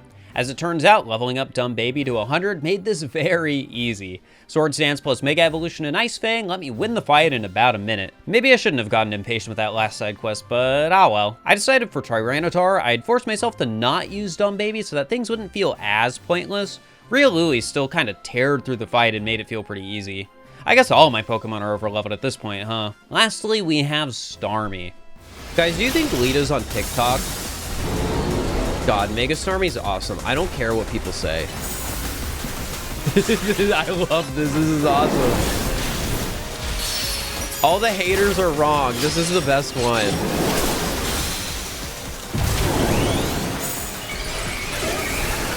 All right, Mega Horn, do it. Look at that chunk. Oh my God. Look at boys go. This is gonna kill, isn't it? That's insane. Back at the hotel. Hey, AZ, can I ask you something? Yes, what is it, my young friend? You keep saying we need to find the strongest Mega Evolution user. But how do we determine that? Like, how do we know which trainer's the actual strongest? That is up to Floette to decide. How do you mean? I mean that it will require the greatest of Mega Evolution users to handle Floette's true power. For the moment, let us simply be glad that you all continue to succeed in calming rogue Pokemon. But do we know how Floette would even decide who's the strongest? Maybe it's gotta be a Pokemon trainer that Floette thinks she can rely on. Well, that must be Fur. Says who? Tawny wants it to be her. I think she knows deep down that it's gonna be me, though. Oh, I know what's about to happen here. Never mind. I was wrong. I'm like, oh, guys, it's fine to fight Tawny. Who is this? Grisham? Every single rank up match has had very obvious foreshadowing that led us to the battle. So who is this? While I ponder the idea, I got a handful of side quests done, and let me tell you, some of these final side quests are getting annoying. Number 96 was a trainer battle where I could only use ghost Pokemon. I was incredibly underleveled for this, so I had to train up some Pokemon in the ZA Royale, where I got my challenger's ticket before I could actually beat the fight. Really not enjoying the tedium associated with these restricted battles. By the time I finished this set, I had finished 98 side quests total. At least I am getting close to finishing. Ignore that for now. I met up with Tawny at the Looker Bureau so that we can ask him if she knew anything about the mysterious Grissom. In typical fashion, she'll help out if I can beat her in a Pokemon battle. A quick fight later, and we learn that Grissom is a trainer that was brought up to maintain the legacy of Team Flare after they fell apart. While we can't know if their intentions are sinister, Emma advises us to talk to Mabel at the research lab next. Everyone and their mother knows Mabel is a Team Flare member. Was she? It's been a long time since I played X and Y. She was one of the admins. You know, that makes sense. You know, now that I'm looking at her, it's like, no, that kind of seems familiar. Flare's logo's on the computer. I never noticed that. I thought she just had like that was just like an Apple logo, you know? Turns out Emma has ties to Team Flare. Who knew? She doesn't know much about Grissom's intentions, but her advice is to check the Nouveau Cafe in Centrico Plaza to learn more. The coffee truck. Are you telling me the fiery looking coffee truck people are Team Flare members? They literally have the logo on the truck. Guys, they put it right in front of me. They made it so obvious, and I never noticed. For some reason, talking to Mabel gave me 2 more side quests, so I cleared those out to bring my total up to 100 and then made my way to the food truck. Turns out that the man behind the truck is the leader of the new Team Flare. But this isn't the place to talk. We meet back up at the old Lysander Cafe, which Team Flare Nouveau was still using as their base. As we continue to talk, Grissel starts to get pretty heated up and challenges me to a battle. What, so you have fire types, I'm assuming? Oh, it's daytime. There goes the atmosphere. Whatever. Fight me. Oh, sure. Why not? I have dumb baby on my side.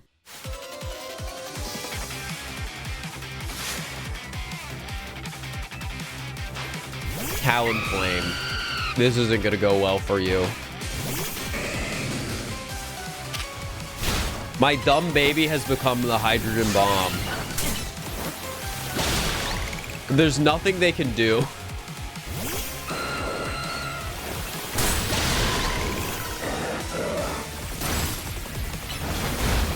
I can only imagine Grissom's just watching, or Grissham's just watching this battle and like, this isn't good.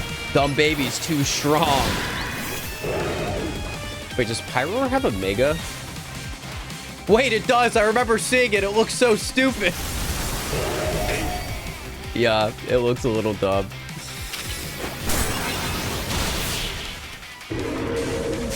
I know it's based on kanji symbols, but that doesn't mean it doesn't look a little stupid. That was well fought. I expected nothing less from Team MZ's new ace, the one who seeks to save Lumiose City. So when you say the one who seeks to save Lumiose City, does that mean you're acknowledging that you are evil? I say it's time for a little coffee break. They're gonna poison me. They're gonna poison me. They're poisoning me. He knows he can't win. It's poison. It's poison. Now that we're feeling refreshed, allow me to teach you about the true history of Team Flare and what it is we hope to accomplish. Please join us inside. I hope in spite of everything, like I just go in here and this guy has like very reasonable expectations and like isn't trying to destroy the world. The fiery red of Lysander's burning passion. That is what fills this Lysander Cafe. And here, in this place, I'd like to explain to you why I chose to battle in the ZA Royale. You see, the group known as Team Flare provided a place for people to come together and help one another, all to achieve a more beautiful world. However, our leader, a man named Lysander, grew disillusioned with humanity over time. Fearing what the future might bring, he set his sights on a new goal of his own, to reduce the number of people in the world. In the end, Lysander made a truly foolish choice. He chose to use the ultimate weapon. That weapon was AZ's creation. You may only see AZ as a kindly figure who has provided you with a place to call home. But if he had never built something so horrifying as that ultimate weapon, then Lysander would have never been driven to such madness. And we in Team Flare wouldn't have become society's outcasts. And now it appears AZ is out to save Lumios, relying on the support of your Team MZ. Honestly, it's laughable. And of course, you might not even believe a word of what I said. That's why I invite you, Fur, to witness the truth yourself. The truth? You'll see. Open sesame. Bro, you've got to change the word. Beyond that door lies the former Lysander Labs. It was a facility used for research in the days when Team Flare was still active. And it was down there that we learned AZ's secret for ourselves. That is where we learned of that terrible weapon that AZ created. You must see the truth with your own eyes if you are fully to understand how awful it is. Lysander's Labs was designed to be labyrinthine. Of course, plenty of wild Pokemon had taken over this place since it was abandoned. You might be done in before you even get to see the truth for yourself. The next Lysander Lab section is kinda nice for the same reason as the sewer section. Having a new zone to explore in what is generally a pretty monotonous city is nice. Not to mention there's new Pokemon to catch like Houndoom, Manectric, and even Beldum.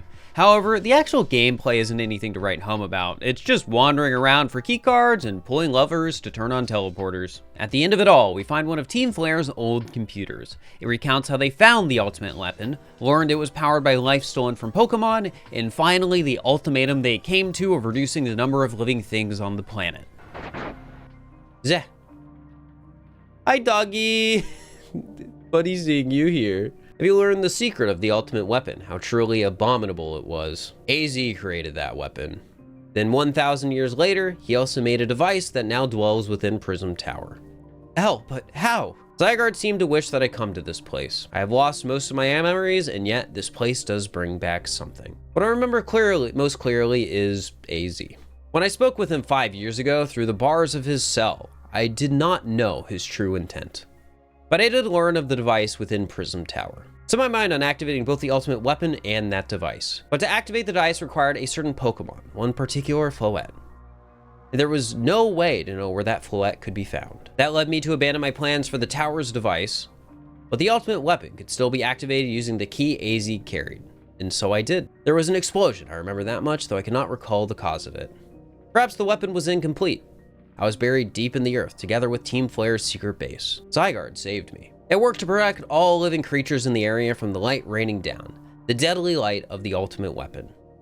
In doing so, Zygarde exhausted its own power. But at the weapon's activation, the device in Prism Tower awakened as well, sensing danger.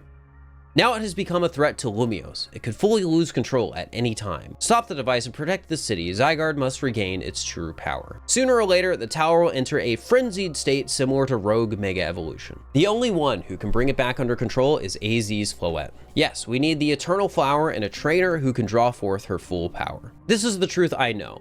And now you have learned all that those young people waiting in Lysander Cafe wanted you to learn. Go and speak with Grissom and with AZ. Then do what must be done. So Grissom, what do you want? What are your motivations? Because clearly they're not the same as like Team Flare of old. Are you evil or not? Wait guys, there's a side quest. What's more important? One side quest outside the cafe? No, we'll do that later. Did you see Lysander? To think that he is still alive. And you, Fur, you know the truth of AZ's sins. And so I make this request of you. Get AZ's Floette and give her to me. What about what Floette wants? You must see it by now. With AZ's special Floette, we should be able to keep Prism Tower controlled. Everything we've learned points to that conclusion.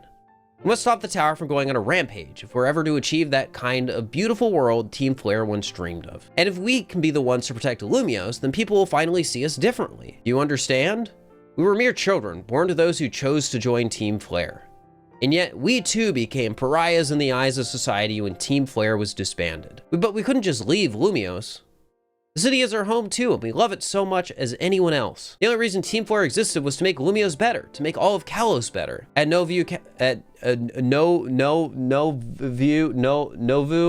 Nuvo Cafe, we've worked hard to provide coffee to those who have little else. And we've worked there, we've also heard the voices of Lumios' people. We understand the city better than anyone else. We know its people better than anyone else. If you really want to face me in battle, you need more than just a challenger's ticket. You'll need to be ready to hand over AZ's Floette to me. I must become the strongest Pokemon trainer by battling my way up through the ZA Royale. I must become the strongest Mega Evolution user. Then I will be the one to restrain Prism Tower with AZ's Floette. Go talk with the rest of Team MZ and decide what it is you really ought to do. It's time they all learned of AZ's sins. Now go back to Hotel Z. Okay, now we can do the side quest, Smile. Which, I don't think there's a good way to summarize this one, so I'll just show it. Hi. This is awkward. Just now, you beamed a message in my brain, did you not? Yes. Huh? No, that wasn't me.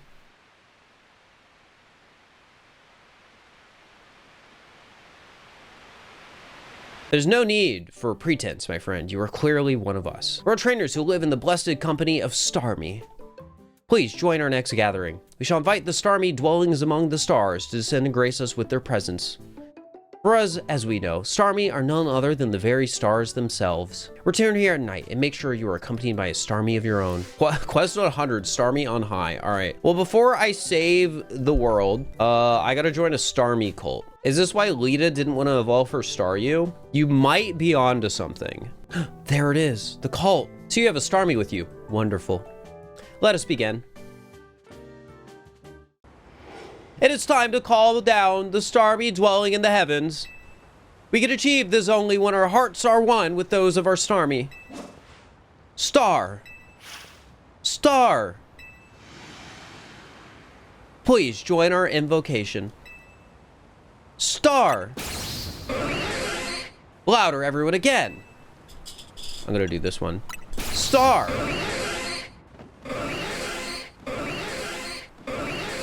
Let's all make our hearts as one. Do it for those Starmie still dwelling among the stars.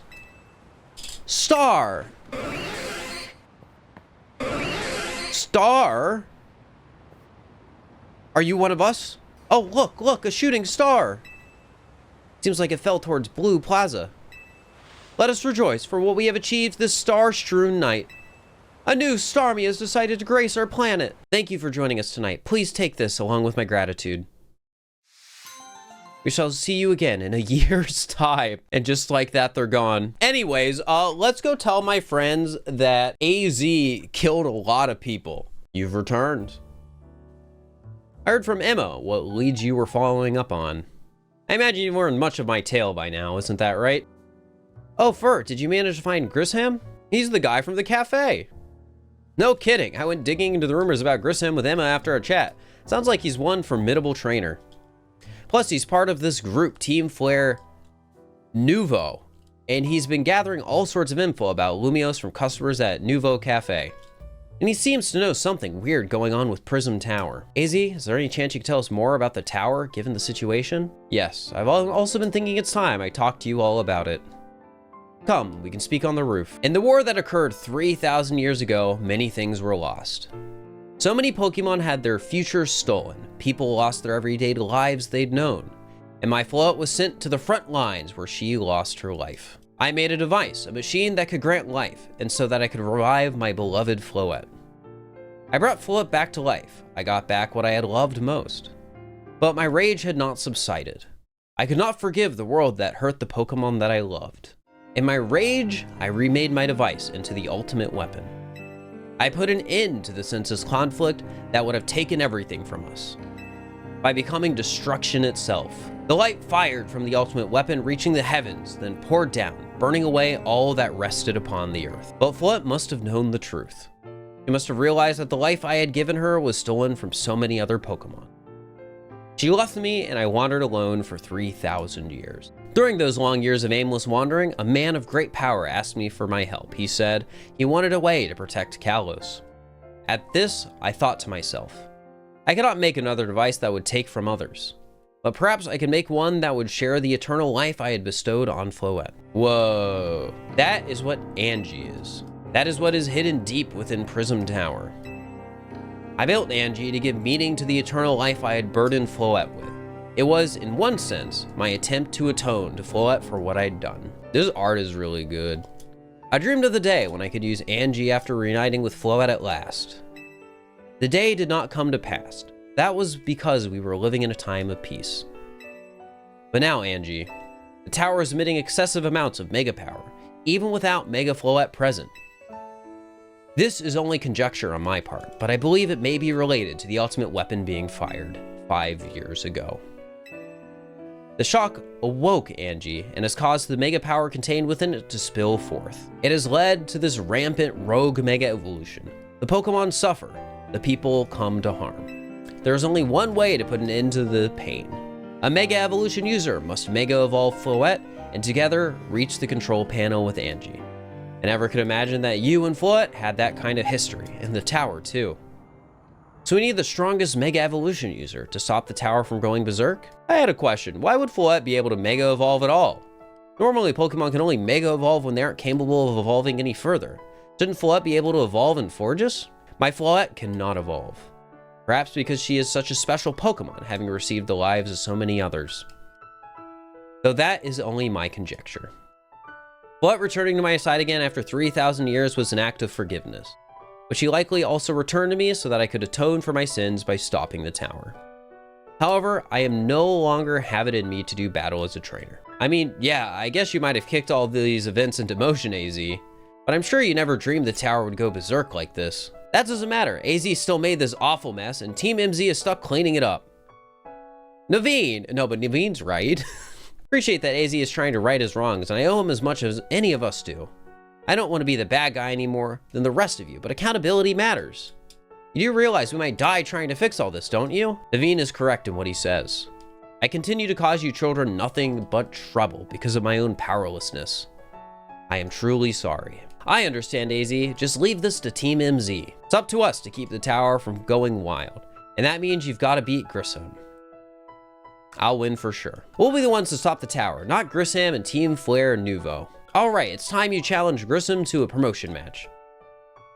Thank you. I'll forever be grateful for meeting you all, my dear Team MZ. With only one thing left to do, I made my way back to the food truck for my rank up match against Grissom. Resolve is nothing compared to my own. You carried nothing like the burdens that I carry. And yet, you think you'll be able to save Lumiose. I'll show you my resolve. May the flames of Team Flare rage strong and true and burn away all our shame and regrets. Charizard, let your dark flames pour forth. That Mega Ring is sick. Why can't I have an actual ring as opposed to my stupid bracelet? I love it when they protect and I still do half of their HP. Okay, all your Pokemon aren't fire types. This isn't going as well as I was hoping. I think it might work out still. I pressed the wrong attack. It's fine. It's still killed. Pyroar, you fool. Tyranitar, you fool. Charizard, huh? So which Charizard did you pick? That makes sense.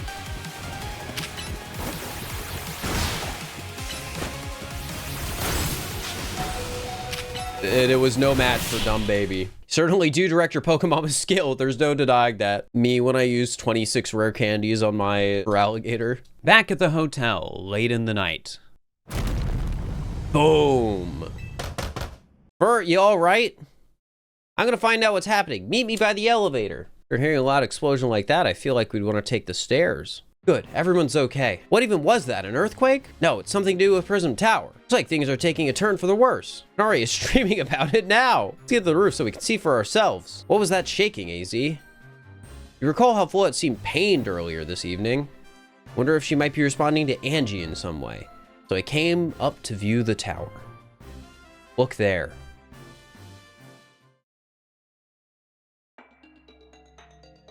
Oh, there goes all the barrier, I guess.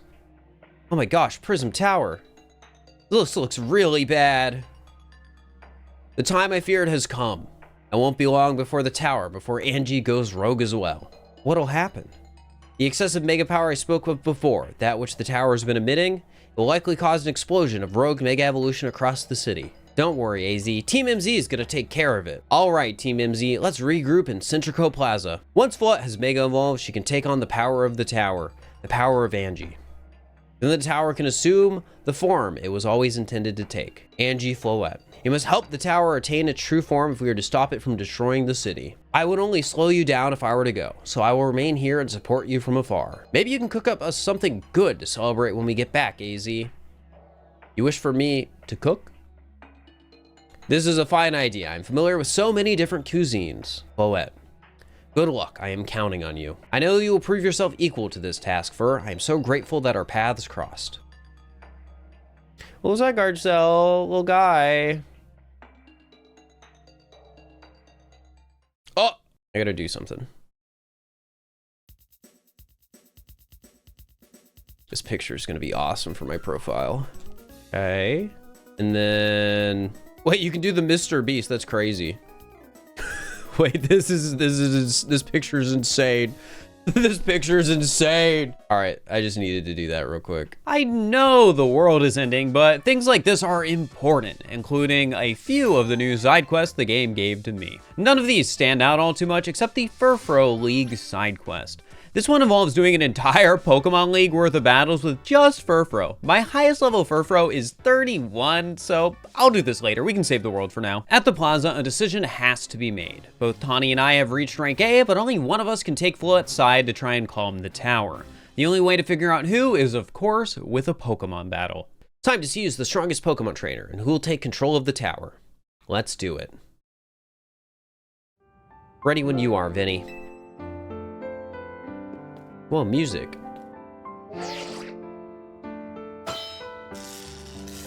Trainer Tawny, rank A authenticated. Trainer Fur, rank A authenticated. These two trainers are clean to battle to decide who is the strongest ZA Royale trainer. I'll prove that I'm the one to handle this. As Team MZ's leader, I'm ready for the responsibility. I'll win for this city. The winner tackles the tower. Let's do this.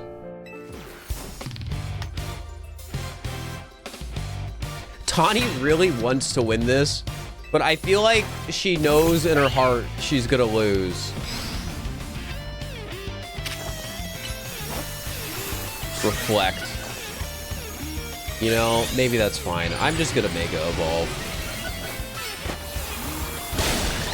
All right, well, that was a pretty strong hit. Goodra. Of course. You use Toxic. I hate that move. Tawny knows I hate that move.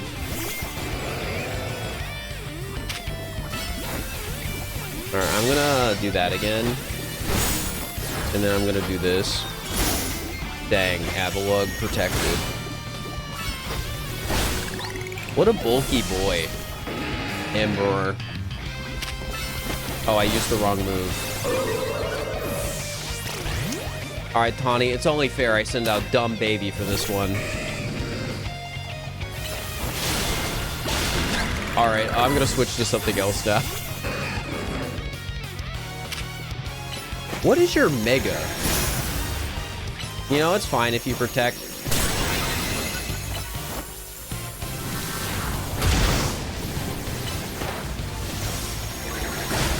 All right. Meganium. Oh yeah, because you have Emperor and Meganium. Oh, that doesn't work well. I don't have the best matchup for you right now. Can't believe you got me down to my last Pokemon. You're a great trainer, that's for sure.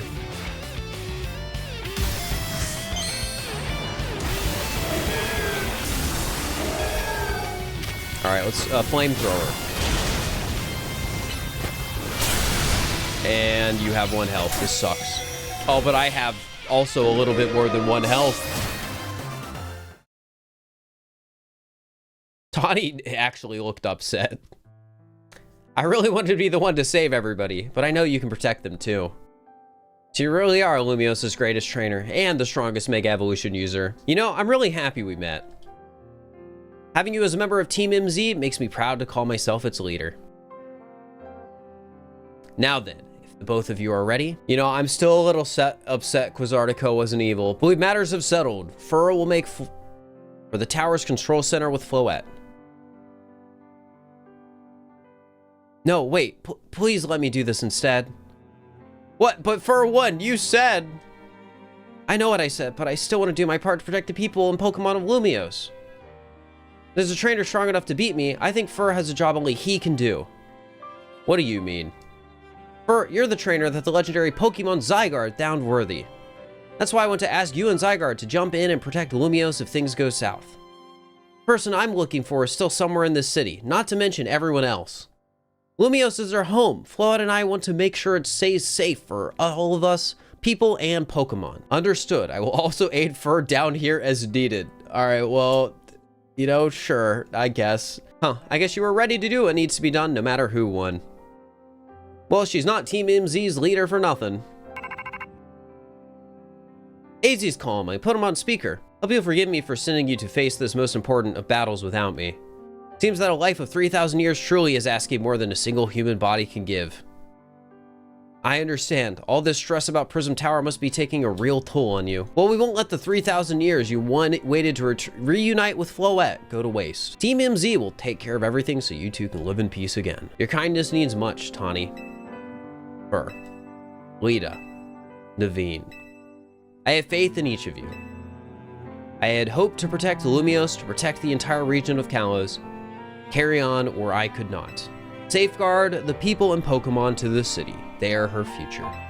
And to my dear Floette, I ask that you lend our Team MZ all the might of the Eternal Flower. You heard the man, Floette.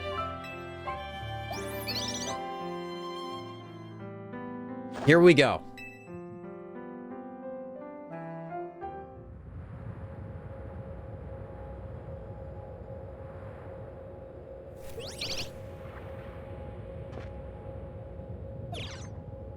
There it is, the Floettite. That's a Floettite stone.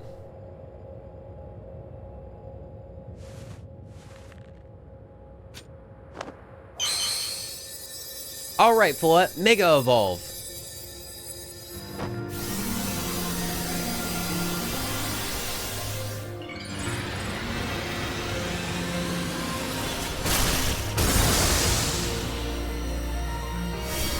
Whoa.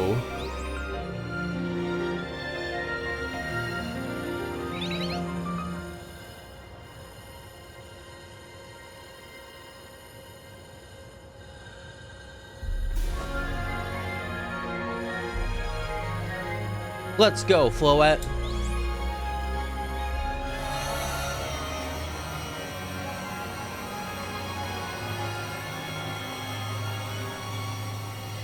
All right, Tawny, good luck.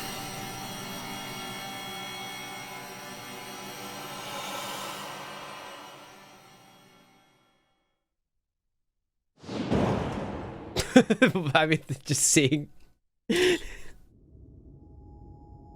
Whoa. What a neat little room. This must be the tower's control center. This chair might as well be a throne. There we go, ready to roll. Hey, Fur, you better be watching. Okay, Floette, let's do this.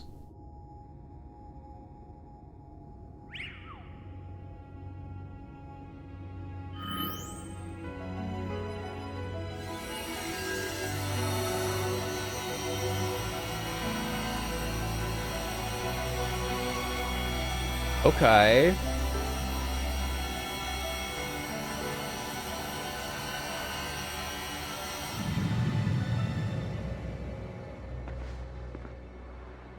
This is Vinny speaking. The light from the tower appears to be fading. Over.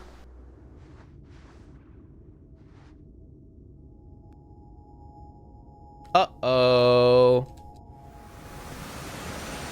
That doesn't look good.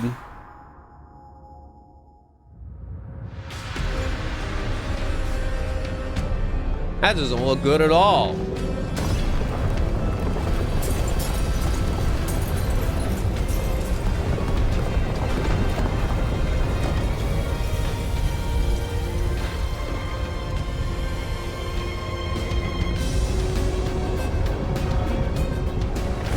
Well,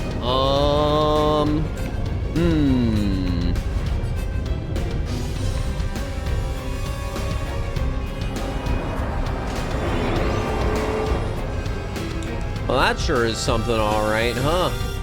Tower's a plant now, yeah? What's going on? I thought she had it under control. Doesn't look like it's under control to me. It's gone completely wild. And those things going out of it, they look like part of Floette's eternal flower. I must go update our Quasartico Inc. team and issue new orders.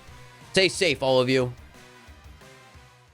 Well, that sure went well. Connie's alive, though, and lets us know that Zygarde can be found on a rooftop in the Magenta District. The new goal is to get me there so that I can save the day. The problem is, thanks to the tower kind of exploding, there are rogue Mega Pokemon everywhere. Oh, hang on, I've got an idea.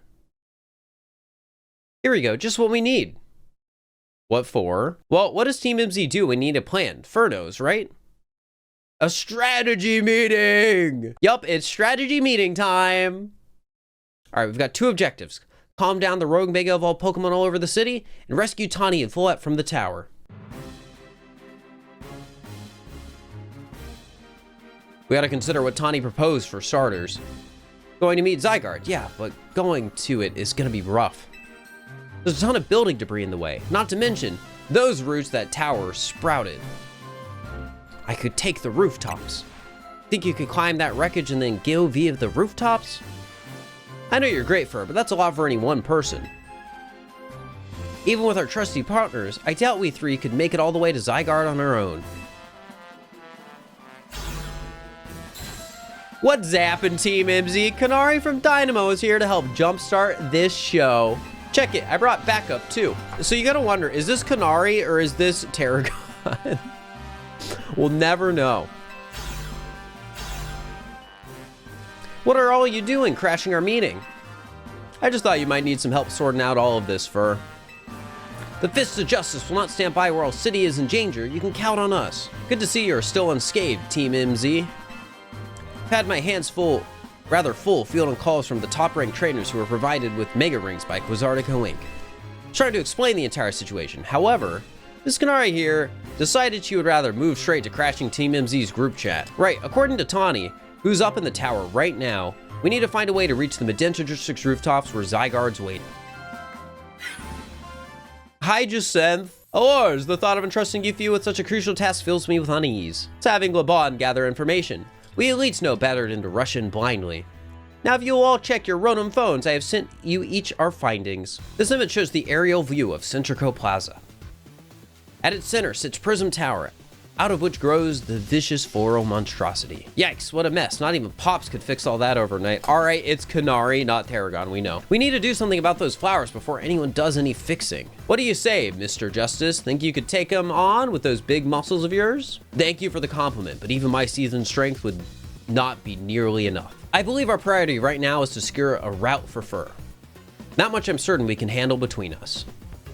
Hold up, did I ever just say something reasonable? Now that's a shock. He's right, with all of us working together, we can clear a way for Fur. Very well, let us decide among ourselves who will handle which area. Each of us is going to try to keep the rogue Pokemon at bay in our area. Fur will come link up with us so we can collab on clearing a path to Zygarde. Thank you so much. Who knows what we would have done without you. But all indulge me for a moment. I have one minor concern to raise. It occurs to me that Grisham is not among us. His absence will vex me until he competes in the next Super Tournoi de Jacinth. Don't worry about your precious tournament later, Jacinth. Honestly, do you even get how crazy it is that we're all here like this? Come from all walks of life, yet we cross paths simply due to our various ties to this city. Then butted heads in our promotion matches. And now we're helping each other out. Fur. One last bit of advice from the detective charged with protecting Lumiose. Trust in L. He's not like the old Lysander from Team Flare. I'm sure he has no interest in taking lives. Trust in Zygarde and lend it your strength. I'll take care of everyone outside of Centrico Plaza, so please take care of things where you are. Come on, you lot. It's time for us to save our city. Honestly, that was a fun little moment. I do adore the characters in this game quite a lot. However, what isn't so great is this next section of gameplay leading up to Zygarde. It consists of team battles against groups of rogue Mega Pokemon. These fights are so chaotic with attacks being flung everywhere. To me, these aren't fun at all. Sure, it's cool to team up with the friends we've met over the journey, but did it have to be like this? On the bright side, the game does make up for this with some fun character moments. Ivor knocks down debris to make a bridge. Tarragon and his team build a massive parkour course, making a path forward. Jacinth uses a Jacinth zone to trap rogue Megas, and even Corbo's incredible grunt ladder. Yes! Yes! This is awesome. This is awesome. This is awesome. They let me climb up the ladder. Go get him, Fur. No! Did he just die? No, okay. After many fights with hordes of rogue megas, I finally met up with Zygarde in front of the tower. So you have proven yourself worthy of Zygarde's trust, Fur. I've gathered 99 of the lost Zygarde cells. Only one cell remains, that 1% needed to complete Zygarde at last. But afterward, will Zygarde and you truly be able to pacify this raging monstrosity? Will you be able to save Follette and your friend who are trapped within the rogue tower? The answer lies with you. I knew that I was once among those who chose to take rather than to give. But that is no way to save the world. You must be the one who gives.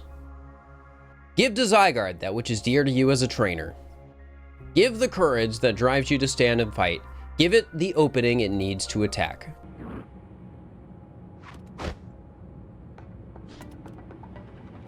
Doggy.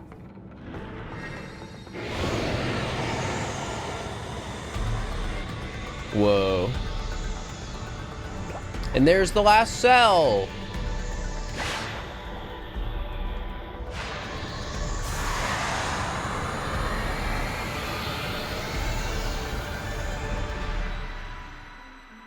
Dog has become man.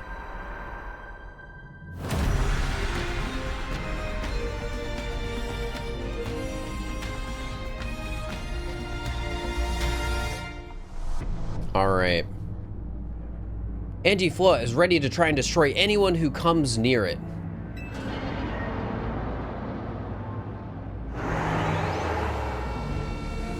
I can't believe we're battling the tower.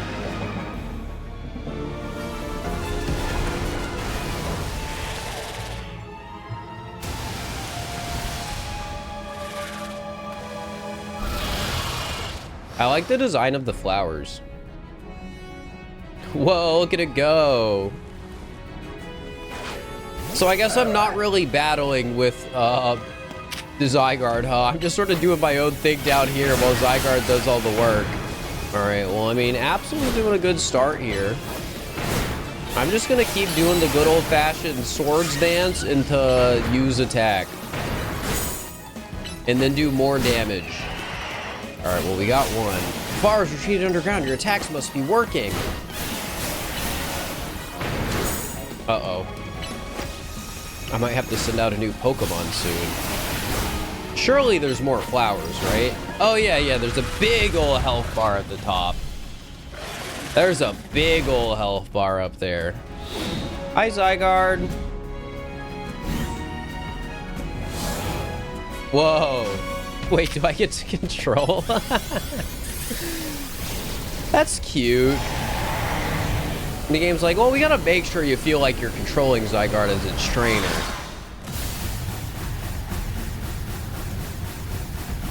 That looks dangerous. That looks like city destroying dangerous.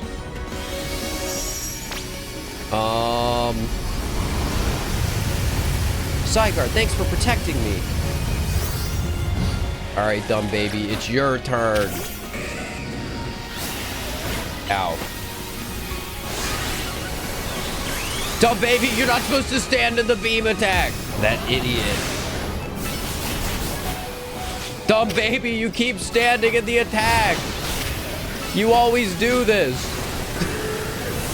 I should have known you would have been worthless during this fight. I should have known. You always stand in the attacks. Oh my god, now you're standing in the attack. Gosh dang it, man. I got a max revive with Dumb Baby's name on it. All right, well, Dumb Baby managed to do it. All right, Zygarde, go. This time, use Land's Wrath. Go back out, Dumb Baby. You've got this. Uh-oh, it's standing in the thing again, and I made it use Swords Dance. This isn't good. And Dumb Baby's dead. You know, it happens. It happens. You know, this one feels like a physical attacker. I don't really know if it could do much if I just stand, like, a little far away, you know? Oh, did it... Is it scared? Oh, I gotta hide under Zygarde. Kind of impressive that the city is not taking more damage throughout all of this, huh? Uh-oh, I made it walk into the bee. Oops. It's fine. The health is low. We'll be able to defeat it. All right, Zygarde, finish it off with whatever move I couldn't use at the top before. Core Enforcer.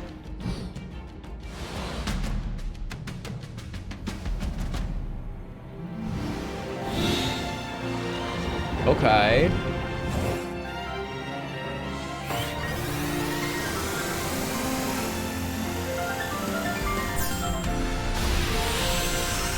Whoa, it's a Z. That's crazy. Is it falling? No. The tower, or Angie, or whatever it's called, it stopped. Seems like you and Zygarde managed to save the day for... Yo, don't forget about us. No, you did help. Y'all helped. What about all the rogue Pokemon? They've all been pacified. When the top-ranked trainers of the ZA Royale join forces, we can accomplish anything. Allures, that goes without saying. All thanks to the superstar of Lumiose, Jacinth, and the rest of you, I suppose. Sure, fine, whatever you say at this point. No, that's left is for Megaflood to take control of Angie, or we'll be finally done. I trust Quizartico will put together a nice party to celebrate once things calm down. I'll see that it happens. After all, it's thanks to the efforts of Team MZ that we managed to stop the tower. I'm down for whatever, so as long as everyone has a good time. Zap you later.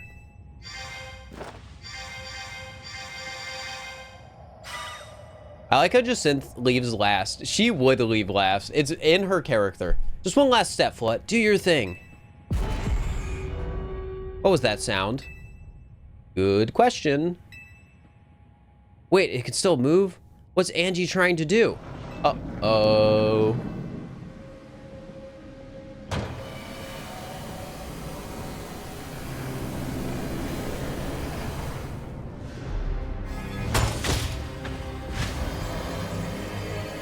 That doesn't look great.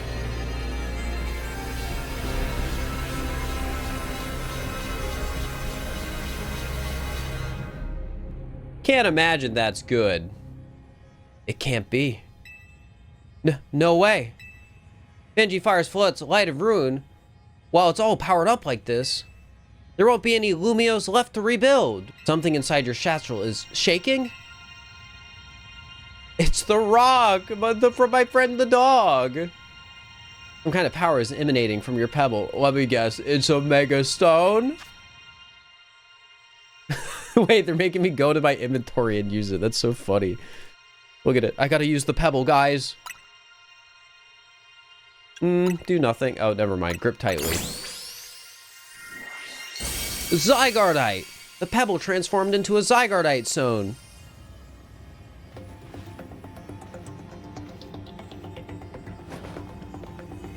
Okay, I look kind of sick right now. Climbing up on the railing like that.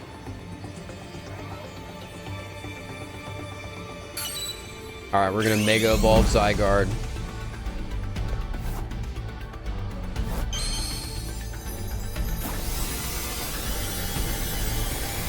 Alright.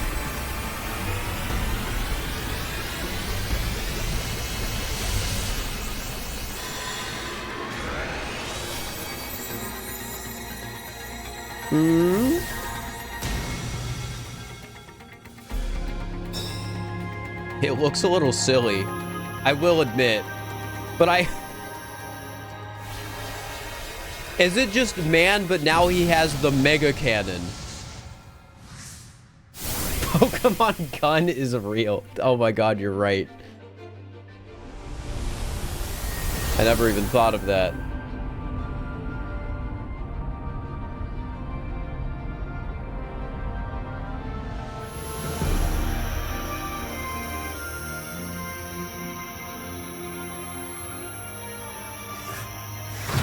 All right, fire the cannon. Oh wait, I have to aim on it. I love it when, like, Nihil Light. Okay. I love it when a game does stuff like this and it's just giving you like, okay, press the button to aim in, press the button to like use your attack. Like it's making you use the base game mechanics instead of just being like a cutscene where it's like, oh, press A in time when it says press A. I don't know. I think it's cool. It's a cute little detail when they make you go into the menu, or, you know, it's still the game's normal UI. It just feels nice. Oh, it's so pretty.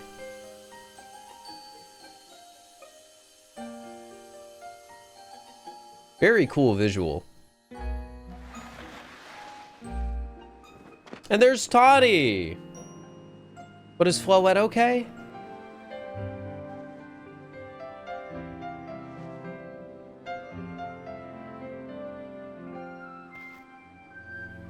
Looks like they're fine.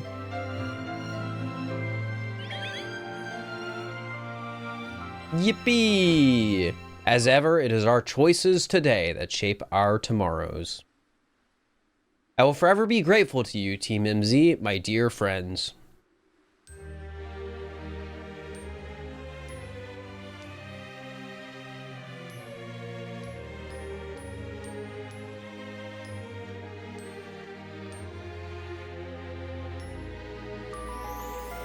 Good ending sequence. Overall, I definitely say this game had a fun ending. Yeah, the boss fight itself is underwhelming and the mega fights were annoying, but I do still appreciate them for actually doing something different and having some cool moments. You know, I was thinking AZ might be gone at the end of the story, and given how the hotel is empty, I think that is correct, that AZ is just gone.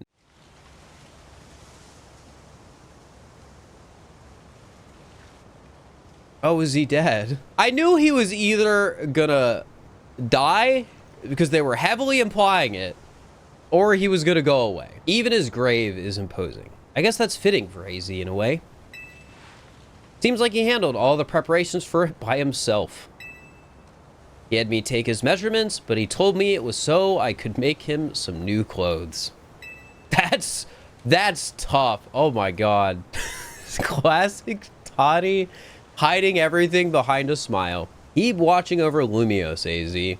We'll make sure it becomes like you wanted, a city of harmony between us and Pokemon. For 3,000 long years, he bid farewell to so many, and now we bid farewell to him. Let's go home. I think we need a good meal.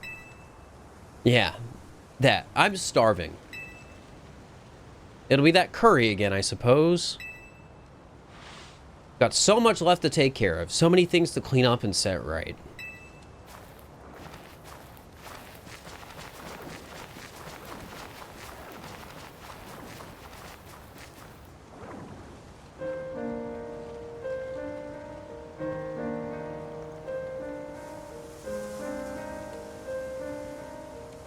Oh, they let me pick a little dialogue option. Thank you for everything.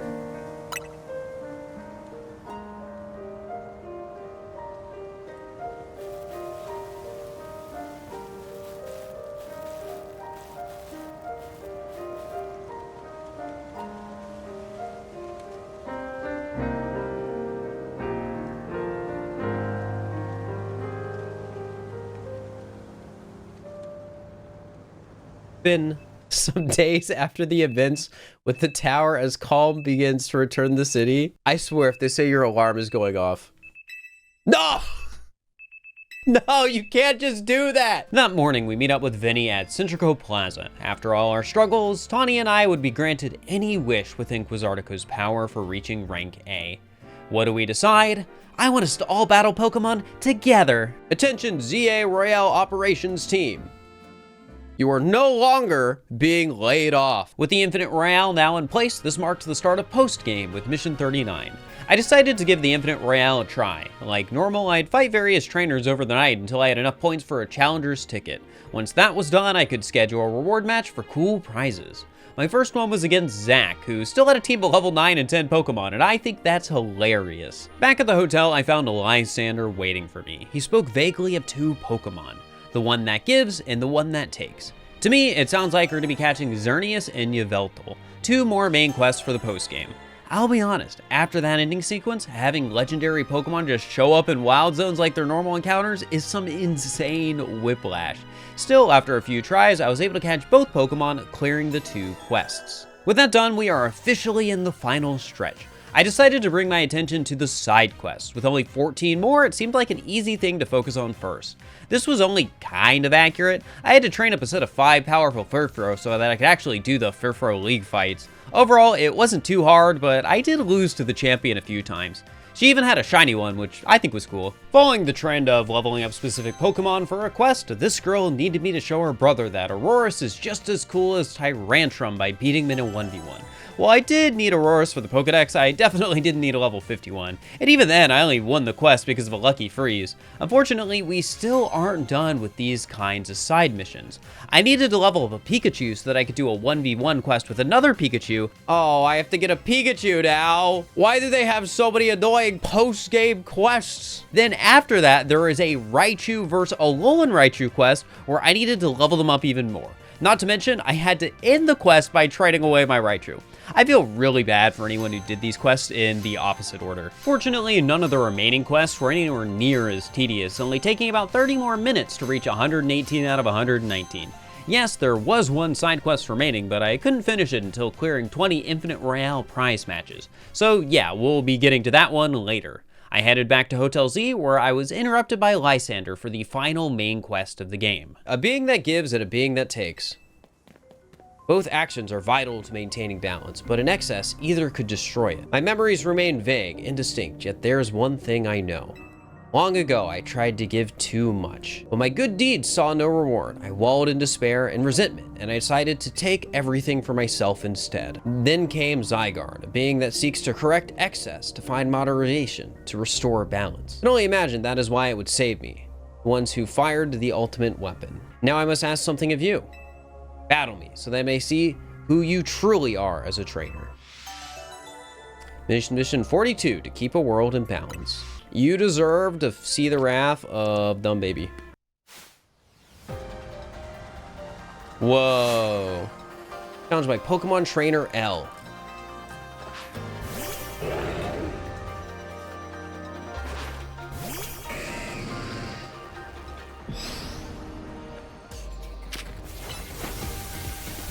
Solar Beam! That's not good.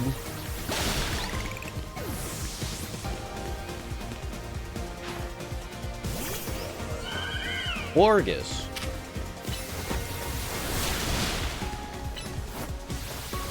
He's sending out Pokemon that are good against Dumb Baby, but it's not enough to stop him. He's become too powerful. Oh, never mind. I am... that's not good. Alright, well, it's time to send out boys. Classic. On our team from the beginning. Oh, this is a bad matchup. That did so much damage.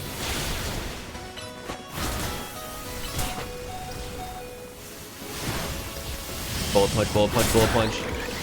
They feinted each other. That's crazy. Garbodor. All right, it's time for Twig.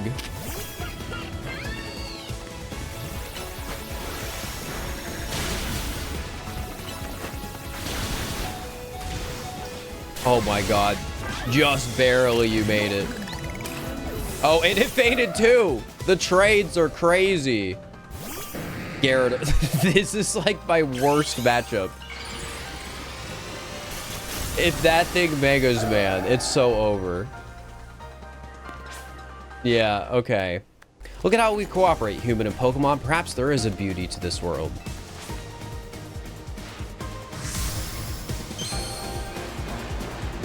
Dude, I love him just pulling the ring out of his pocket.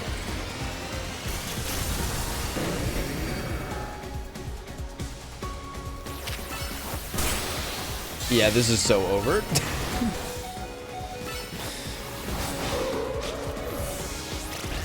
Unless boys can bring it back.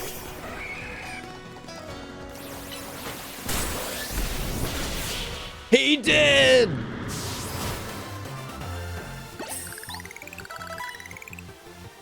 Excellent. I can feel the fire of your convictions burning deep within your heart. This is why we battle, to reach understanding, trainer to trainer, trainer to Pokemon, and Pokemon to Pokemon.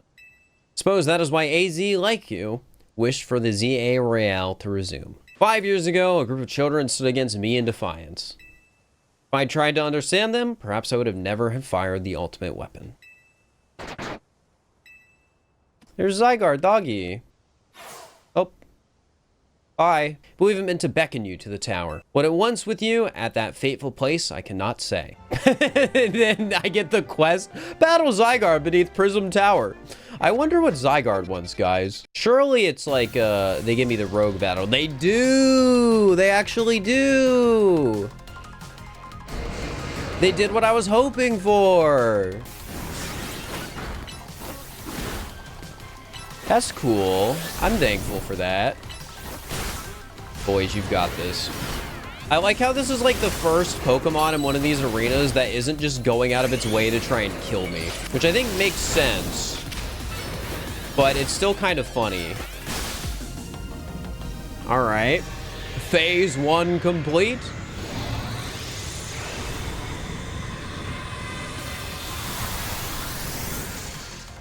And there it is. The next phase. Uh-oh. That did a lot of hits. Boys, you've got this. Keep fighting. 1 health, go! Do as much as you can now, quick!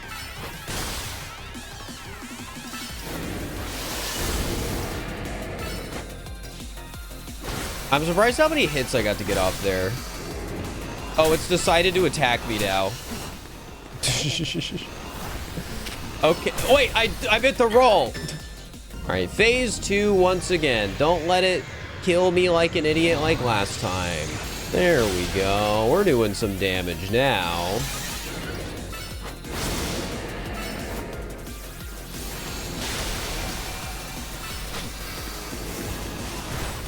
All right, I think I can just run to the side, and as long as I don't forget... Louie, what are you doing? You idiot. Here goes my boy. Dumb baby.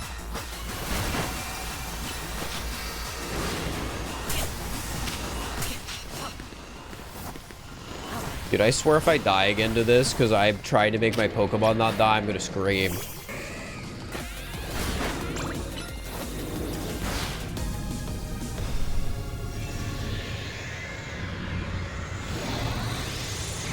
All right, the last form or not, it might Mega Evolve on me.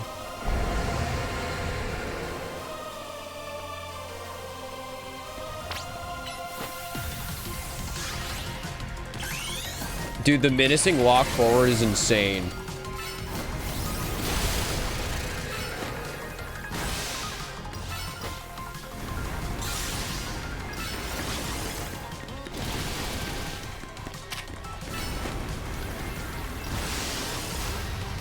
Just keep attacking, dumb baby. You've got this. Oh, it disappeared. What is it doing? What is that?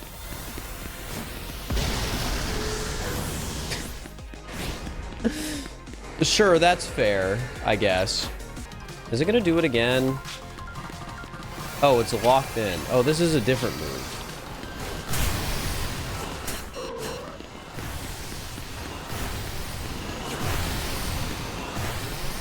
You know, I really could be using that Canary doll right about now. All right. Oh, wait, you can't come back in.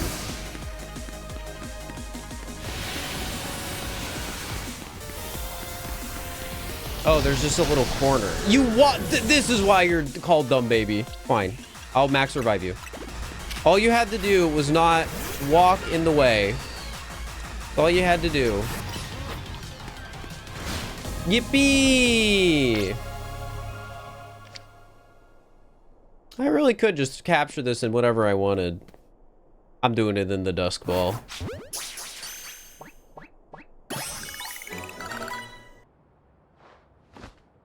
Yes! The moment I've been waiting for! The thought of you two combining your power gives me hope for the future of this city. You should have this. It will allow Zygarde to change its form. Bring the Zygarde cube. Now, it falls me to ponder, what should I do with those 3,000 years I must live? Is there something you want to do? There is. To this day, I yearn to create a more beautiful world, and I will yearn for it forever. Once thought that we could achieve that world by fulfilling the material needs of everyone. Now I know it is not so simple. An old proverb says, it is good to feed the hungry, but better to teach them how to feed themselves. I'd focused solely on what I believed the world needed, yet I lost sight of how to make it so that people can truly flourish. Thanks to what you and your Pokemon have done together, I have learned my lesson well.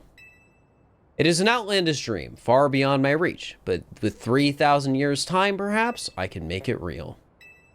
Much like AZ wandered far and wide across the world in search of Floette, I shall travel across vast reaches in search of ways to create the world I yearn for.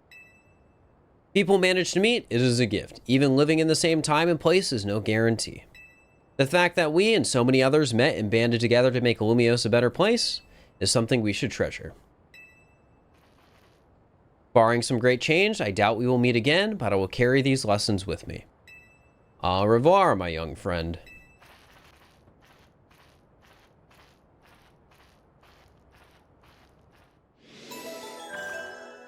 Man, I really wish the Xerneas and Yveltal quests were that cool. Anyways, next step on our way to 100% is finishing the Pokédex. Given I've been catching things throughout my playthrough, there isn't a lot of Pokemon left to find. However, when I did beat the game, Wild Zone 20 was added to the center of the map. So I went there first and caught Squirtle, Hippowdon, Chikorita, Malamar, Scrafty, Tepig, Roserade, and Bulbasaur to finish the zone. For every starter I caught, I was also able to instantly evolve them to clear out even more entries in the Pokédex. Meanwhile, I was also focusing on finishing up all the evolutions, given they can spawn as alphas beneath the tower and are overall just a more tedious set of entries to complete. Eventually, I would finish this set, reaching 198 total Pokemon, 32 more to go. I was able to make a ton of progress just focusing on leveling up Pokemon I already caught and tracking down alphas I was missing. It was definitely a bit of a grind, but not nearly as bad as I would have thought. A bit over an hour later, all that was left was a few trait evolutions. Fortunately, I had a friend around who could help, so it didn't take long for me to officially finish the Lumiose Pokédex. Well, kind of. There are two more Pokemon that show up on the regional decks, Diancie and Mewtwo. Both of these are available from short missions you can access via Mystery Gift. I did catch them both, but I'd hesitate to say they are required given Mystery Gift is an online thing. So yeah, ending at 232 out of 230, I guess. My next goal would be finishing Main Quest 39 by doing 15 Infinite Royales, along with Side Quest 119, which would only unlock after 20 Infinite Royales. This is going to be a lot of grinding. Admittedly, the refights found in the Infinite Royale prize matches are fun to have, but nothing truly worth mentioning happens until Fight 15, where it's scripted for us to face Tawny. It's a pretty easy fight, but immediately after the game hits us with some story. Emma shows up and brings us over to Quizartico, where we finally learn who Tawny was looking for. Turns out Jet is Tawny's grandma, who became estranged from her daughter after some disagreements before she passed.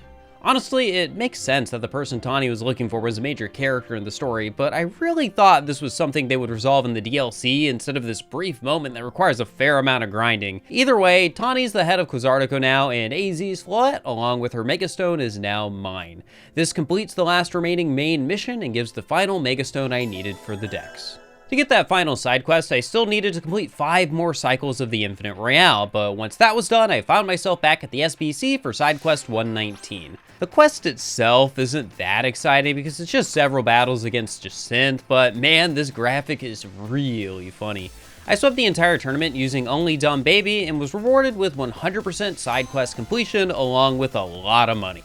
My next goal was finishing all of Mabel's requests, starting with the dreaded Win 1000 Pokemon battles. I'm currently at 780 out of 1000 thanks to occasionally chipping away at it over my playthrough. It still took 4 hours of spamming restaurant battles to finish, but hey, now that I'm done with that, the rest should be easy. As a matter of fact, all I need to do is catch a ton of Pokemon to meet the catch 50 requirement for each type. In the end, it took only 3 hours for me to finish. This also got me the Shiny Charm, which is nice to have if I want to do shiny hunting in this game. The final thing I needed to do now was get all the screws and TMs. Sure, I could get the online titles or even a living dex, but all of those things felt a little redundant and unfun. Plus, I generally like to avoid online multiplayer content for 100% challenges, so no, I'm not going to grind ZA ranked for 10 seasons for the seasoned veteran title. When it came to collecting TMs, finding what I was missing was very easy. I could just see what numbers I didn't have and look up the locations online. It only took about 30 minutes of work to find what I was missing. The screws, on the other hand, these were awful. I had to go in a circle around the map, checking every single screw location to see if it might just be the one I didn't have. After a full loop, I had 99 out of 100. Fortunately, after another loop around the map, I found the last screw and traded it in for the Jumbo Canary plush. Finally, I am done with this game. Well, sort of. I originally wanted to upload this video in like December before the DLC came out, but for one reason or another, it's March now and Mega Dimensions has been out for over 2 months. So yeah, I have a whole second storyline, tons of new side quests, and even more Pokemon to catch. Here we go. The story starts with us meeting this mysterious young girl and her Pokemon Hoopa on the roof of Hotel Z. Her name is Ansha, and she comes with a peculiar request to help her make donuts. So of course, Tawny and I make our way to the market to buy some butter. Once there, we run into Grissom and Tarragon, who also want to buy some butter. So yeah, we fight for it, but it's a double battle. Tawny and I win, but decide to spare a bit of butter so that all of us can pursue our baking desires. How sweet. Back at the hotel, Ansha has set up a cute little donut stand, so now with the addition of a few berries, we can make our first donut. This leads us into the city, where Hoopa eats the donut and opens up a portal to hyperspace, where Ansha quickly walks inside.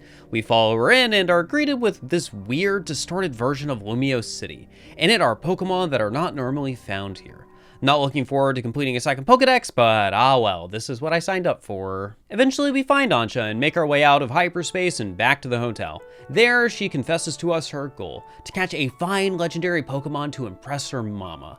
Now, I don't know why this little rich girl thinks she needs a Rayquaza, but the game isn't doing a great job of making me like this character, which is kind of a shame given how much I've liked a lot of the characters so far. Shortly after, we get a call from Corbeau to come to his office, and our first hyperspace mission officially begins. Basically, Corbeau and Quasartico want to make sure these little distortions appearing throughout the city aren't gonna kill everyone, especially that ominous one appearing over the tower. That's all fine and reasonable, but the problem I have with this is what comes next. Corbeau needs us to do survey work by going into the distortions. And it's just the ZA Royale again. Yeah, I'll be honest, going into the distortion, grinding tasks to earn points, and then repeat isn't fun. But this first bout of survey work only took 7,000 points, which wasn't that bad to finish. Afterwards, I met back up with Corbeau, who let me know that Karina, the Mega Evolution successor, would be helping us explore these anomalies. I gotta say, this over-the-top outfit design is phenomenal, but beating her team with Dumb Baby wasn't tricky. Also, in case you're curious, yes, I love the dumb Mega Lucario Z design. With the battle over, Corbeau sends us in the direction of a distortion that has a Pokemon at risk of Rogue Mega evolving. Inside is Mega Absol Z. A fitting boss fight to start the DLC with. Unfortunately, the fight itself is just more of the same. I did enjoy it, but I'd be lying if I said it was memorable. As a reward for winning the fight, I received Absolite Z along with some nice butter that we could use to make more powerful donuts. Hyperspace Mission 1 complete. Now here's the thing. There's still 13 more hyperspace missions to complete within the DLC, but nothing really interesting happens for the next 8. Double battle with some characters from the main story, do hyperspace survey work, fight a rogue mega. That's basically everything that happens. This DLC just feels like it has so much paddling, especially with the point requirement for hyperspace surveys constantly going up. Along the way, there's definitely some fun moments, like walking into a distortion just to see a massive tray of sushi, followed by a fight with Mega Tatsugiri. Outside of these rogue Mega Evolution battles though, the rest of the DLC is underwhelming. Karina is a cool character to bring in and has a fun design, but I never really found much reason to care for Ansha and her goal of catching Rayquaza. If you enjoyed it though, all the power to you. With this in mind, we're gonna skip ahead past all the survey work to the end of Hyperspace Mission 10, where I battle Rogue Mega Heatran. Fight was fine, Mega design a bit dumb, and not in a way I like, but whatever. Maybe I'm just mad I didn't catch it in a heavy ball because I missed my throw. That night, everyone in the hotel is woken because of a loud scream from Lita's room. Turns out she's doing this weird sleep dancing thing with her Starmie, but what's interesting is what happens when everyone goes back to sleep. Myself, along with the rest of Team MZ, have been having a strange dream about hyperspace where somebody is crying out that it hurts. This has been a recurring mystery throughout the whole DLC, but at this point, it's 100% linked to hyperspace. The next morning, the whole team talks over how everyone has been having the same dream and its clear link to the distortions. It was pretty clear things were going to start to get bad soon, with there even being a chance that hyperspace Lumios would start to merge and mix with the real world. In typical fashion, Corbeau urgently calls us over to his office, but inside it's already turned into hyperspace. Matters were getting urgent, and it looks like we need to make our move soon. Fortunately, all that research work has been put to good use. Corbeau and his team have learned that just one Pokemon is sustaining hyperspace Lumios, so if we can reach the portal above the tower, we can save the city from being swallowed up. But before we can do that, we need two things. 50,000 more points of survey research, yippee, and a Mega Evolution powered donut. Getting all the research points I needed took about an hour, but the one bright side to all of this grindy content is I'm making decent progress on the Hyperspace Pokédex. I'm hoping this is a sign that once I finish the main story, all the side content after won't be so bad. I met back up with the team to make the donut, and we all came together at the tower to open up the portal. This gets built up as a cool and climactic moment, but I can't get over how silly it is to see everyone precariously standing at the top of the tower. Like, I know Rotom phones are the in-universe reason for why this is safe, but it's just so awkward looking. Everyone comes together to charge the donut with Mega Power, the portal is opened, and Tawny, Karina, and I make our way inside. This hyperspace distortion looks exactly the same as the one found in our dreams, and Karina is able to deduce that this means the Pokemon responsible must be a Darkrai at risk of rogue Mega Evolution. As we walk deeper, we run into the late AZ and his Floette. The game makes it quite clear that this isn't the real AZ, but I'm grateful the game gave us this moment where he gets to express his gratitude. Even if it isn't the real AZ, it's plenty clear that the emotions and dreams brought out through the distortion are real. Just past this crest, we find a Darkrai and start the battle. The first part of this fight is against a normal Darkrai, but after depleting its health bar, it rogue Mega evolves into this weird fish eye thing. I don't like how its Mega looks, and I don't think that opinion is unpopular. Overall, I'd say the fight was fine enough, but most of the difficulty came from my Pokemon dying to these ridiculous AoE burst attacks as opposed to me needing to dodge. I eventually finished the fight, catch Darkrai, the day is saved, and the credits roll. But we aren't done with the story yet, because I still need to catch a Rayquaza for Ansha. As it turns out, catching Darkrai didn't instantly delete the Mega Dimensions. They're still lingering, which is perfect if we want to help Ansha reach her goal. The downside is it means I'm doing more survey work, and this time I need 70,000 points. Once I was done, Corbeau had all of the data he needed to create a special donut recipe that would open a portal for both Kyogre and Groudon. Yeah, I know neither of these are Rayquaza, but this is just the first step. Both of these fights played out like Darkrai's, with 2 phases being required to defeat each Pokemon. If I had to pick a favorite of the two, it's gotta be the Groudon one. Partially because it managed to kill me, but also because the attacks in Kyogre's battle just weren't as fun. After I caught both legendaries, Corbeau needed me to do one last bout of survey work before we could fight Rayquaza. This time for 100,000 points. I really am not enjoying this part of the DLC. After a lot of grinding, I finally finished my survey work and Corbeau came along with a recipe so we could make the perfect donut for Rayquaza. We opened the portal and inside found the Pokemon we were looking for. I'd ultimately put the Rayquaza fight in the good section when it comes to Rogue Mega battles. While some of the attacks were confusing at first, none of them felt unfair or impossible to learn. Yeah, I was upset when I lost in my first attempt because I didn't understand an attack, but hey, I had fun in the end. I beat Rayquaza on that second attempt and was ready to hand over the Pokemon to Ansha to complete the story, but obviously that was never gonna happen. I need this guy for the Pokedex, so Karina chimed in with the idea that Ansha's mom would care more about the gift of the story to find Rayquaza than receiving the Pokemon itself. On top of that, imagine trying to follow up giving your mom a Rayquaza. You can't top that. Ansha's story finally comes to a close here with a promise that she'll return later after training up stronger to catch Rayquaza herself.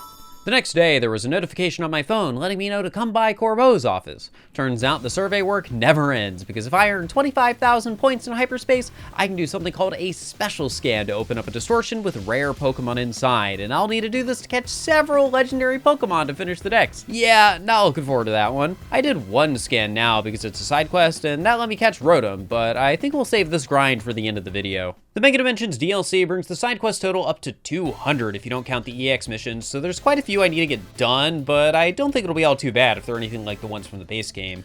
I'm going to try and avoid going too into detail because this video is long enough as is, but I will go over some of the new ideas in these missions, along with a few quests I actually liked. First off, we've got the hyperspace side quests, which often focus on fights against certain Pokemon for Megastones or feature double battles with dream versions of the main cast that reveal a bit about their inner thoughts and feelings.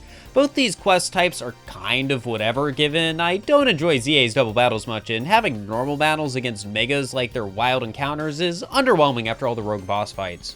Like, the very first hyperspace side quest I did was number 189, which involved battling a Mega Latios and Latios to get their stones. The atmosphere is cool, but this is just reusing the Spear Pillar Arena from the Rayquaza fight for an underwhelming battle against two Pokemon that deserve something more climactic. This actually brings up a whole nother issue. This DLC adds 20 new legendary and mythical Pokemon, and basically every single one of them that isn't a part of the main story is caught in a similarly underwhelming way to Xerneas and Yveltal from the base game.